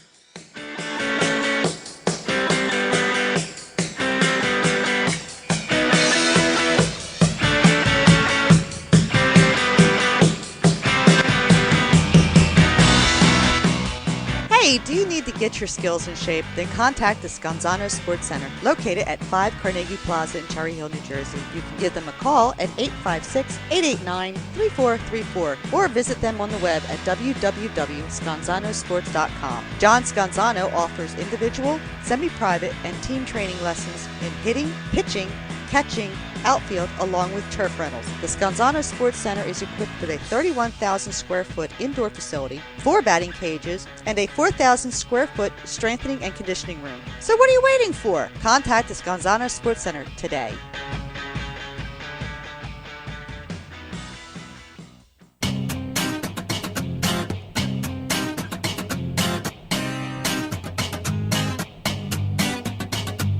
A2DRadio.com is proudly sponsored by Gibson Mayer LLC Certified Public Accountants. Gibson Mayer, located in Yardley, PA, is a leading accounting and business consulting firm with a proven track record of handling critical issues with expertise across many different industries, including construction, distribution, hospitality, manufacturing, real estate, service trades, merchandising, professional services, and professional athletes.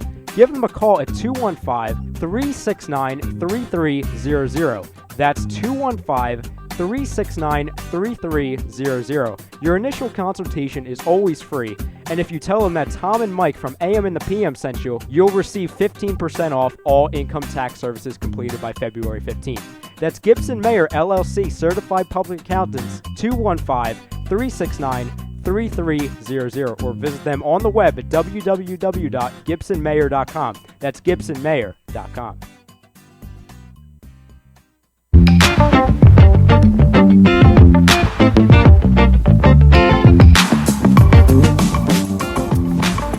A2DRadio.com is sponsored by the Sports Outlet for all your sporting needs. Located 703 Black Horse Pike in Glendora, New Jersey. Give them a call at 856-939-2030 or email them at sportsoutletnj@comcast.net or visit them on the web at www.sportsoutletinc.com for all your sporting needs. The Sports Outlet. You're listening to the Hockey Happy Hour, only on A2DRadio.com.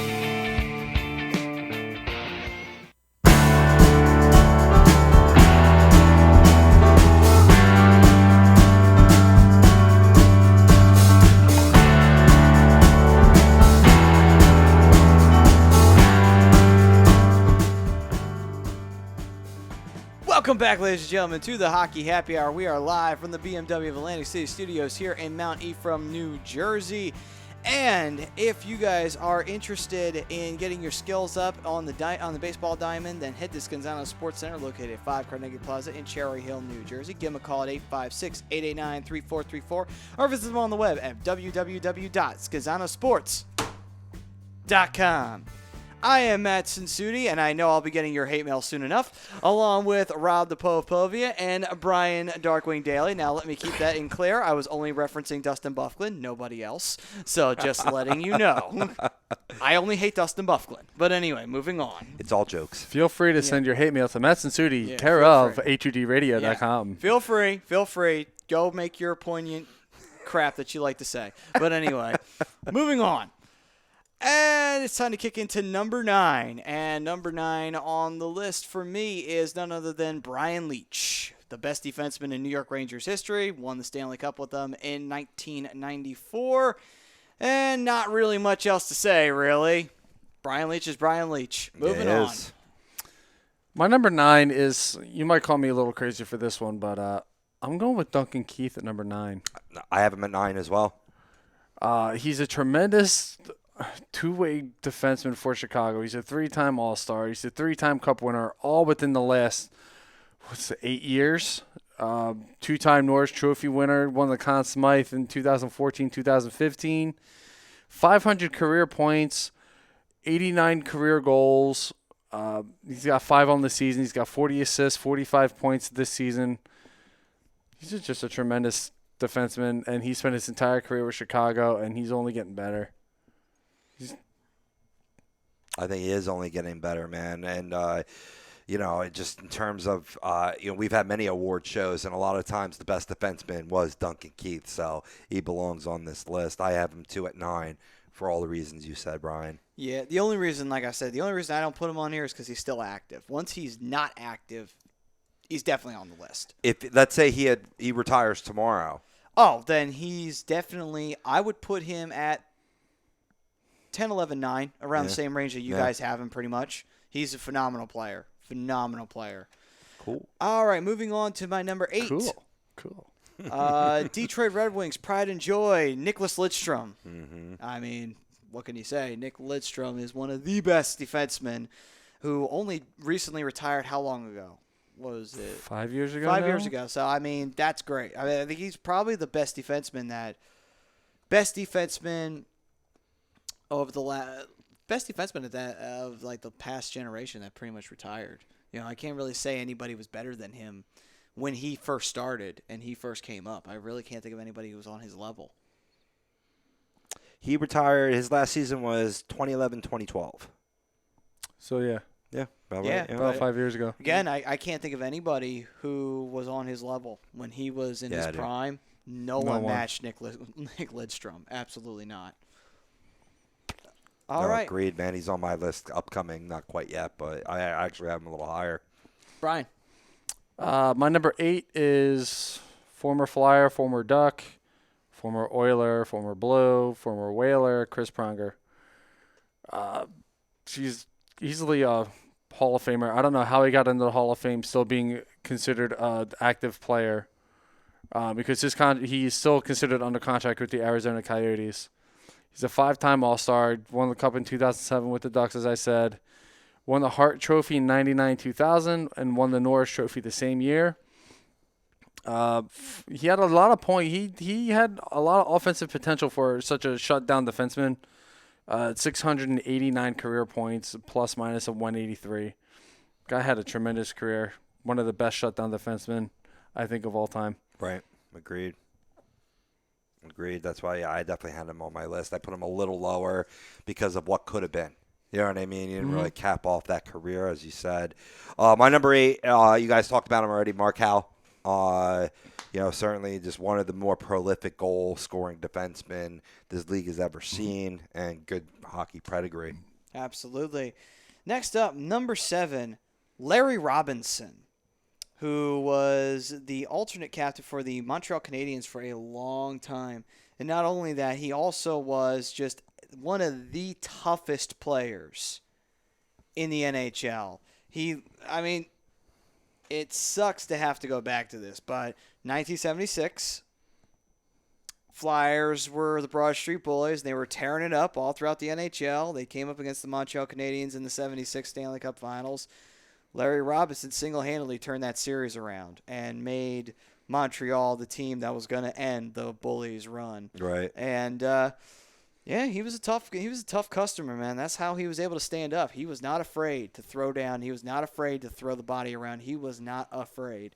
And that's why the Montreal Canadiens loved him so much, and that's why he's one of the best defensemen. Right. Brian? Number 7, I have Dennis Potvin. Good pick. Yep. Spent his entire career with the New York Islanders. He's a NHL Hall of Famer, 9-time All-Star, 4-time Cup winner. Won the Calder Trophy for Rookie of the Year in 1973-74. He's a 3-time Norris Trophy winner.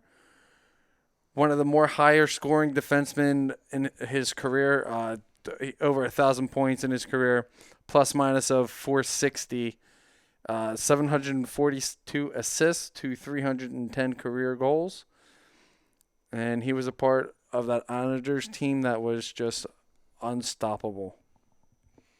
Yeah, definitely was. I actually have him in my top 3.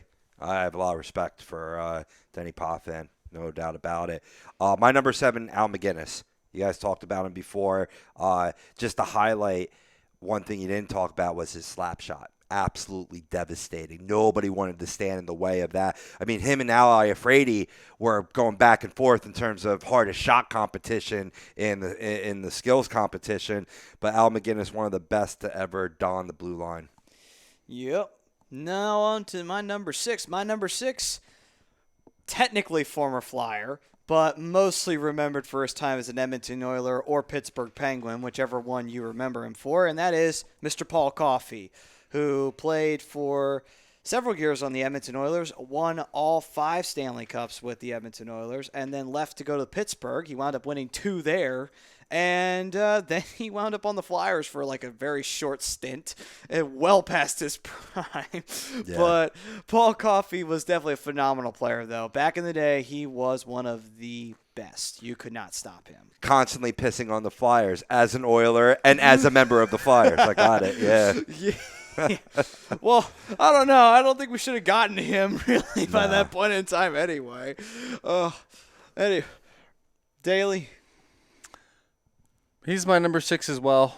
Nice. 3 times. I know. It's Good record-breaking. God, 3 times. And I have him at 5, which is not too far off. Yeah. Right. Wow. 14-time All-Star, 3-time Norris Trophy winners. Played for a bunch of teams in his career. Edmonton Oilers, Pittsburgh Penguins, Los Angeles Kings, Detroit Red Wings, Hartford Whalers, Philadelphia Flyers, Chicago Blackhawks, Carolina Hurricanes, and finishing his career with the Boston Bruins.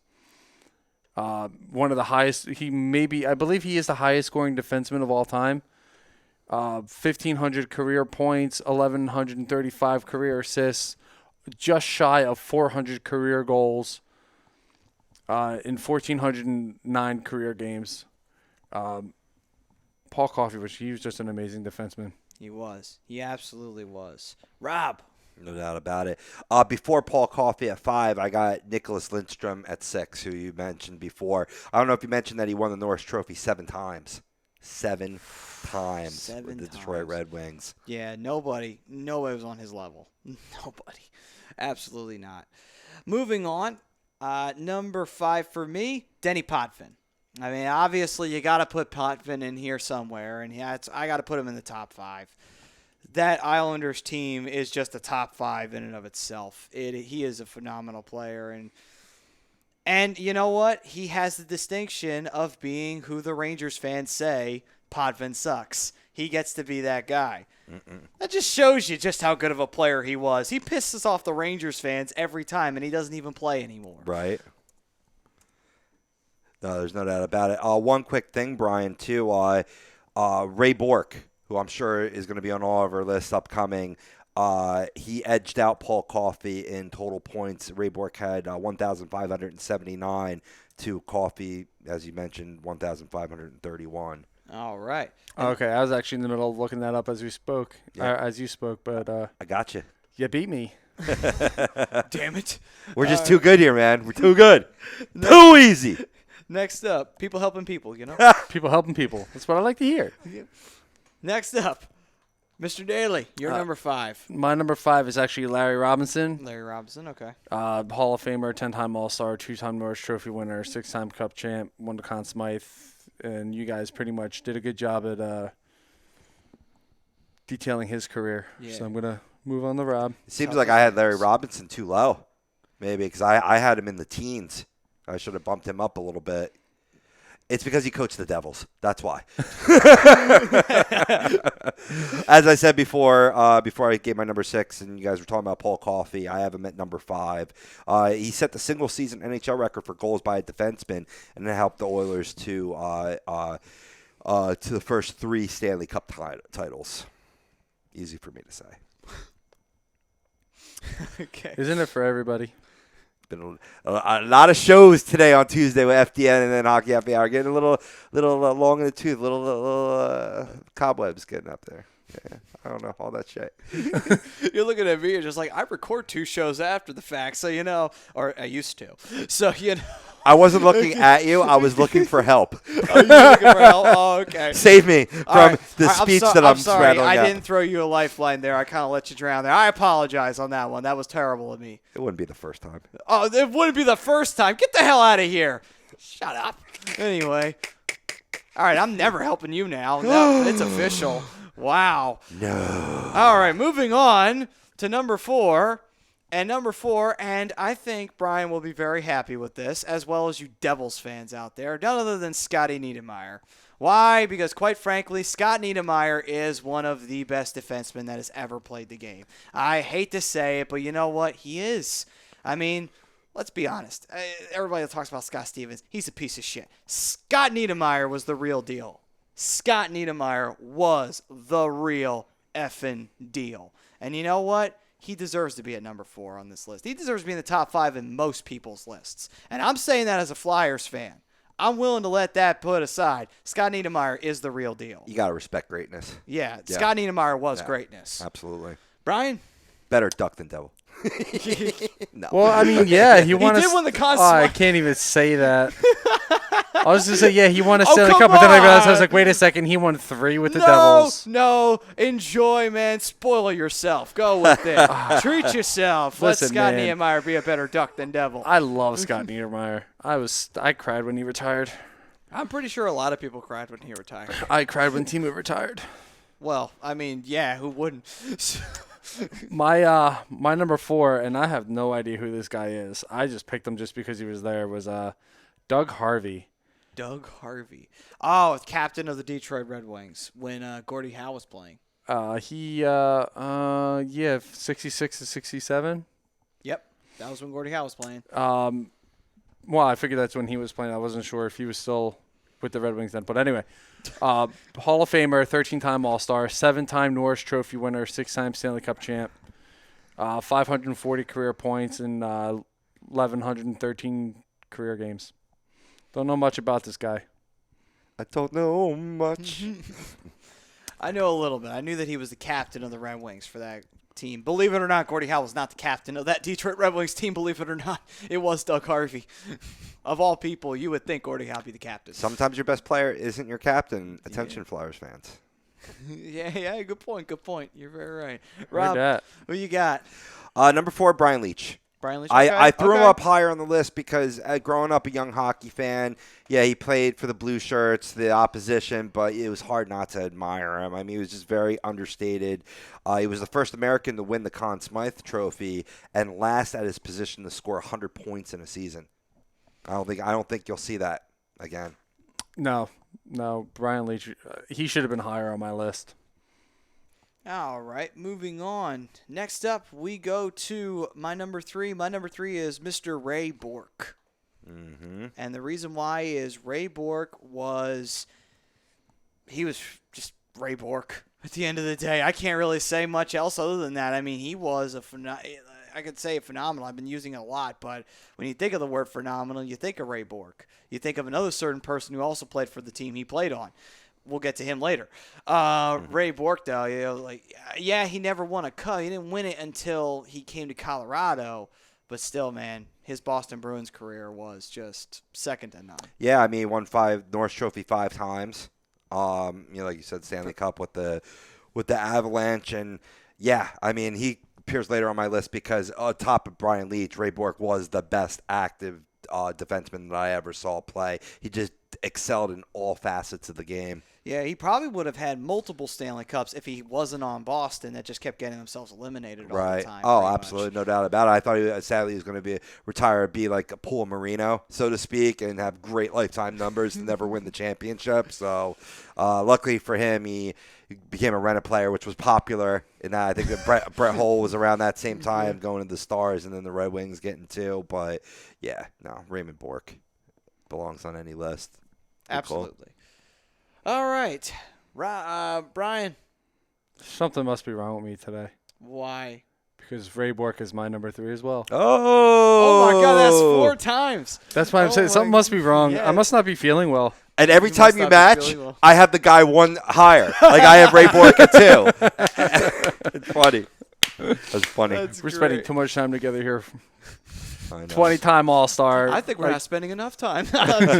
Like you said, he won the Stanley Cup with Colorado in his final year of his career, 5-time Norris Trophy winner, highest scoring defenseman of all time. Nice. So, You Ray got to Bourque. love it. You got to love Ray Bourque. All right. It's hard not to. Robbie. Who's my number 2? Before my number 2, Ray Bourque, I'm going number 3, Dennis Potvin. You talked about him before, or Denny Potvin, pardon me. Whichever one. Prolific defenseman. He anchored the Islanders dynasty in the 80s. Definitely a key cog there. I'm not even going to end the number. Anytime you have a defenseman over 1,000 points, great career. Not only that, though, 4 straight Stanley Cups. I Yeah. mean, you could go and use that for anybody. Actually, but look at this, man. He got that 1,052 points in 1,060 games, nearly a point per game production out of a defenseman. Out of a defenseman. Out of a Oh, my defenseman. God. Crazy. Whew. Potvin is. Wow. Because now that I read that, I think you guys were too low on Potvin. I think. Yeah, I'm starting to think that myself. I mean, it's tough. We're talking about all-time greats Yeah, here. I yeah. mean, they all belong as number 1, really. All right. On to my number 2, and I know this is going to be crazy, but I put Tim Horton here, and the reason why is because, he has a whole successful chain named after him. When Canadians think of a Dunkin' Donuts, they think of Tim Hortons. They don't think of Dunkin' Donuts. What's a Dunkin' Donuts, Yeah, eh? it's all about the Tim Hortons, eh? But, Tim Horton was just a phenomenal player to go along with it and one of the most physically imposing defensemen, too. The funny part is hockey players back then had to have jobs in the offseason. He worked in a mine. The man was built. The dude could crush you into the boards. When he hit you, you felt it. Yeah. Yeah. You might walk away with an injury, just saying. And that's just him not even putting all power, maybe 50%, and you still walked away with an injury. Truth. That's how tough Tim Horton was. Truth. So, shame that he passed away way too early, but still, Tim Horton, phenomenal player. Moving on, over to you, Mr. Daly. My number 2, and I think you guys kind of lowballed him a little bit, Nicholas Lidstrom. Oh, yeah. Yeah. Spent his entire career wearing number 5 for the Detroit Red Wings. Hall of Famer, 4-time Cup champ, 7-time Norris Trophy winner. Conn Smythe in 2001, 2002, 11-time All-Star. We basically did a good job covering him earlier, but phenomenal defenseman. Yeah. He is. He's the last great defenseman so far that I can think of. I don't really think anybody else is up there yet. Maybe when Keith retires, you could put him around there, but not even close to Lidstrom, though. I don't even think you could put him close to Lidstrom. I don't know. Depends on what else he does before he retires. Yeah, I'm not sure. We'll see. We'll see what happens. I mean, that's tough because Lidstrom is he's up there, man. He is right up there. Truth. But anyway. Truth. Moving on. Rob. Well, my number 2 is Ray Borg. Okay, Yep. Ray Borg. All right, and I think we all know who our number 1 is at this point in time. And if someone disagrees, we're going to be able to smack a mother. Let's talk about it. Number 1. Let's announce it together. 1, 2, 3. Lucas Spisa. I love that. Lucas Spisa. I go Gudis the best. I was trying to think of somebody worse than that, but he was the first one that popped into my head. Ken Rathje. Yeah, Wow. might be. Yep. Yeah, we remember Ken Rathje. That was a piece of shit right there. But anyway. No, so- go ahead and say it. Go ahead and say Bobby it, Orr. Maddie. All right, there we go. Bobby Orr, the gentleman of hockey, as they call him.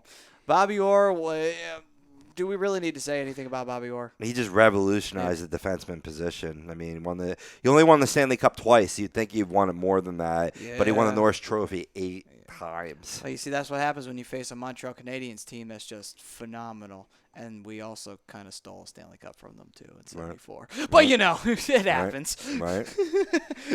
Less points than Denny Poppin. I'm surprised to see that. But then again, Bobby Orr only played in 657 games. Yeah, he had a shorter career, Yeah. which is I think he did get a few nagging injuries he did have, but that was just the game back then. Yep. A lot of really phenomenal players used to get hurt a lot back then, so it's just the way it was. For sure. But, yeah, it is crazy. Only 2 Stanley Cups to his name. Phil Esposito, the same thing. Only 2 Stanley Cups to his name, too, going along with it. I mean, just because you're a great player doesn't necessarily mean you're going to have multiple championships under your name.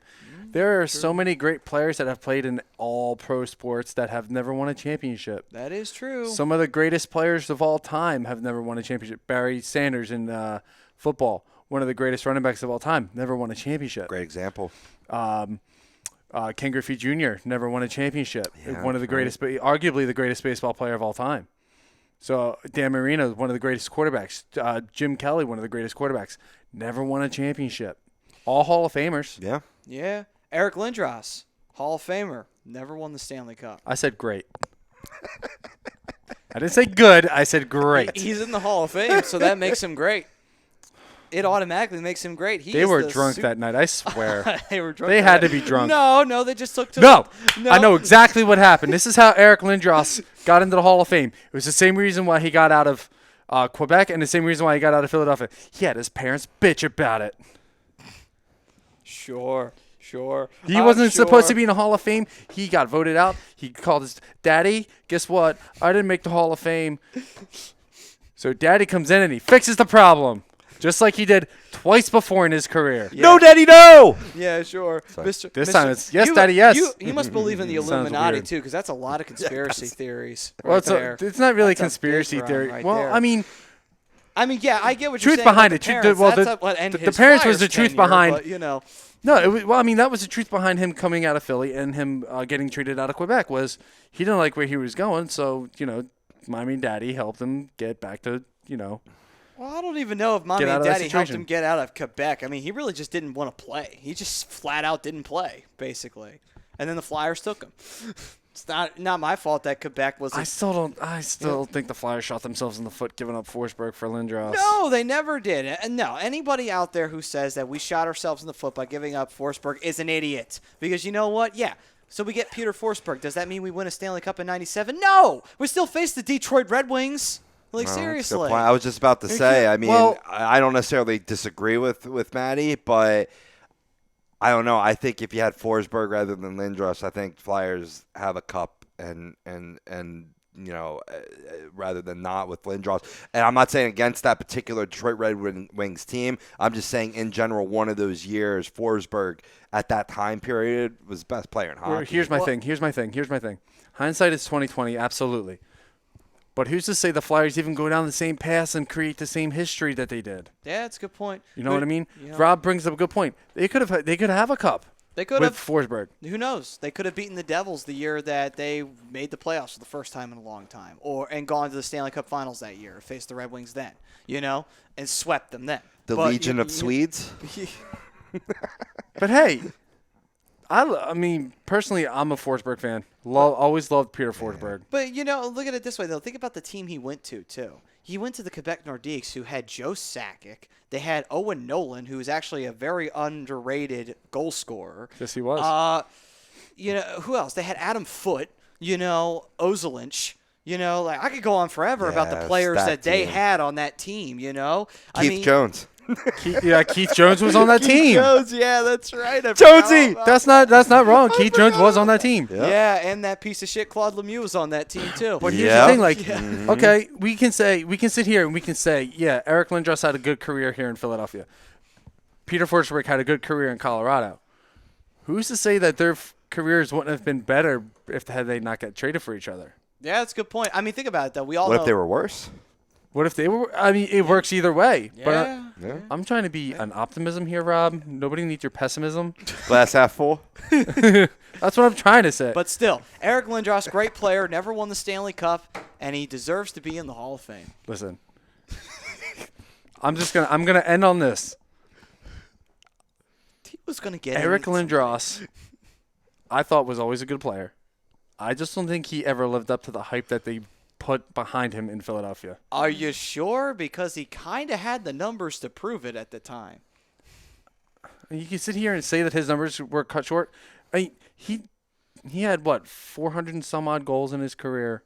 He had 800 and some odd points in his career. Is that really greatness, though? Well, okay, injuries, let's take that into account, I mean, he got injured a lot. And, you can't – okay, if Timo Solani had gotten hurt a lot and he still put up around that range of numbers for him, would you consider him still great? We're talking Eric Lindros numbers? Okay, yeah. Well, let's just do that for instance. And he kept getting hurt. Not that Timo wasn't talented. He just kept getting hurt. Okay. Would you still put him in that great category? Great.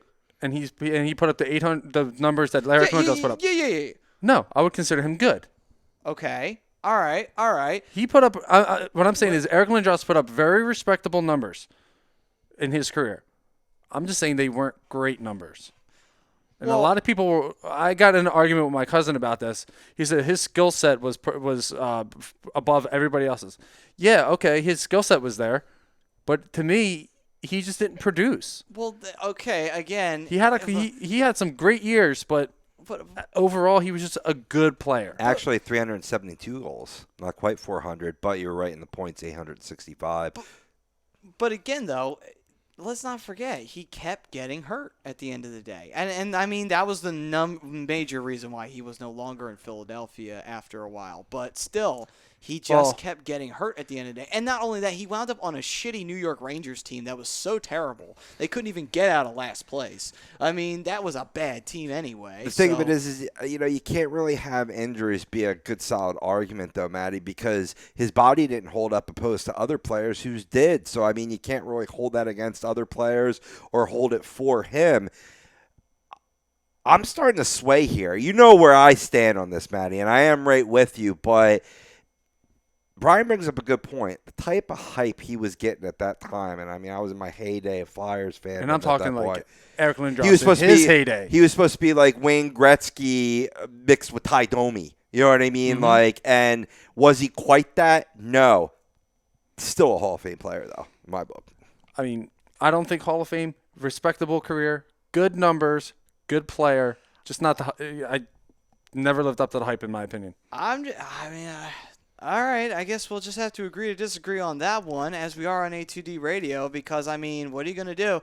The man was the last superstar we had, and to go along with it, he got us to the Stanley Cup Finals. We just ran into the Detroit Red Wings at the end of the day, and it wasn't his fault. There were still other players along with it. John LeClaire, Remberg. Where the hell were you guys during that series? My You know? last word, he did, and I'll give Eric Lindros 100% credit on this. He revolutionized the power forward position. Yeah. That is true. He was a big guy who could fly, and he was not afraid to throw the body. He was that good. Moving on. So, with all that being said, that was our greatest defenseman in hockey history, which consumed the rest of the show. But, oh well, it is what it is when you do a top 20. When we come back next week, we'll have more news on the Flyers. Hopefully the Flyers can start a chain reaction here, get something going in the second half, and make the playoffs just to get bounced in the first round. But we'll see as we move forward. This has been the Hockey Happy Hour. It is now time for Last Call. Once again, we are brought to you by the Scanzano Sports Center located in 5 Carnegie Plaza in Cherry Hill, New Jersey. Give them a call at 856-889-3434 or visit them on the web at www.scanzanosports.com. For Matt Sassuti, Rob the Popovia, Brian Darkwing Daly, we will see you guys next week on A2DRadio.com.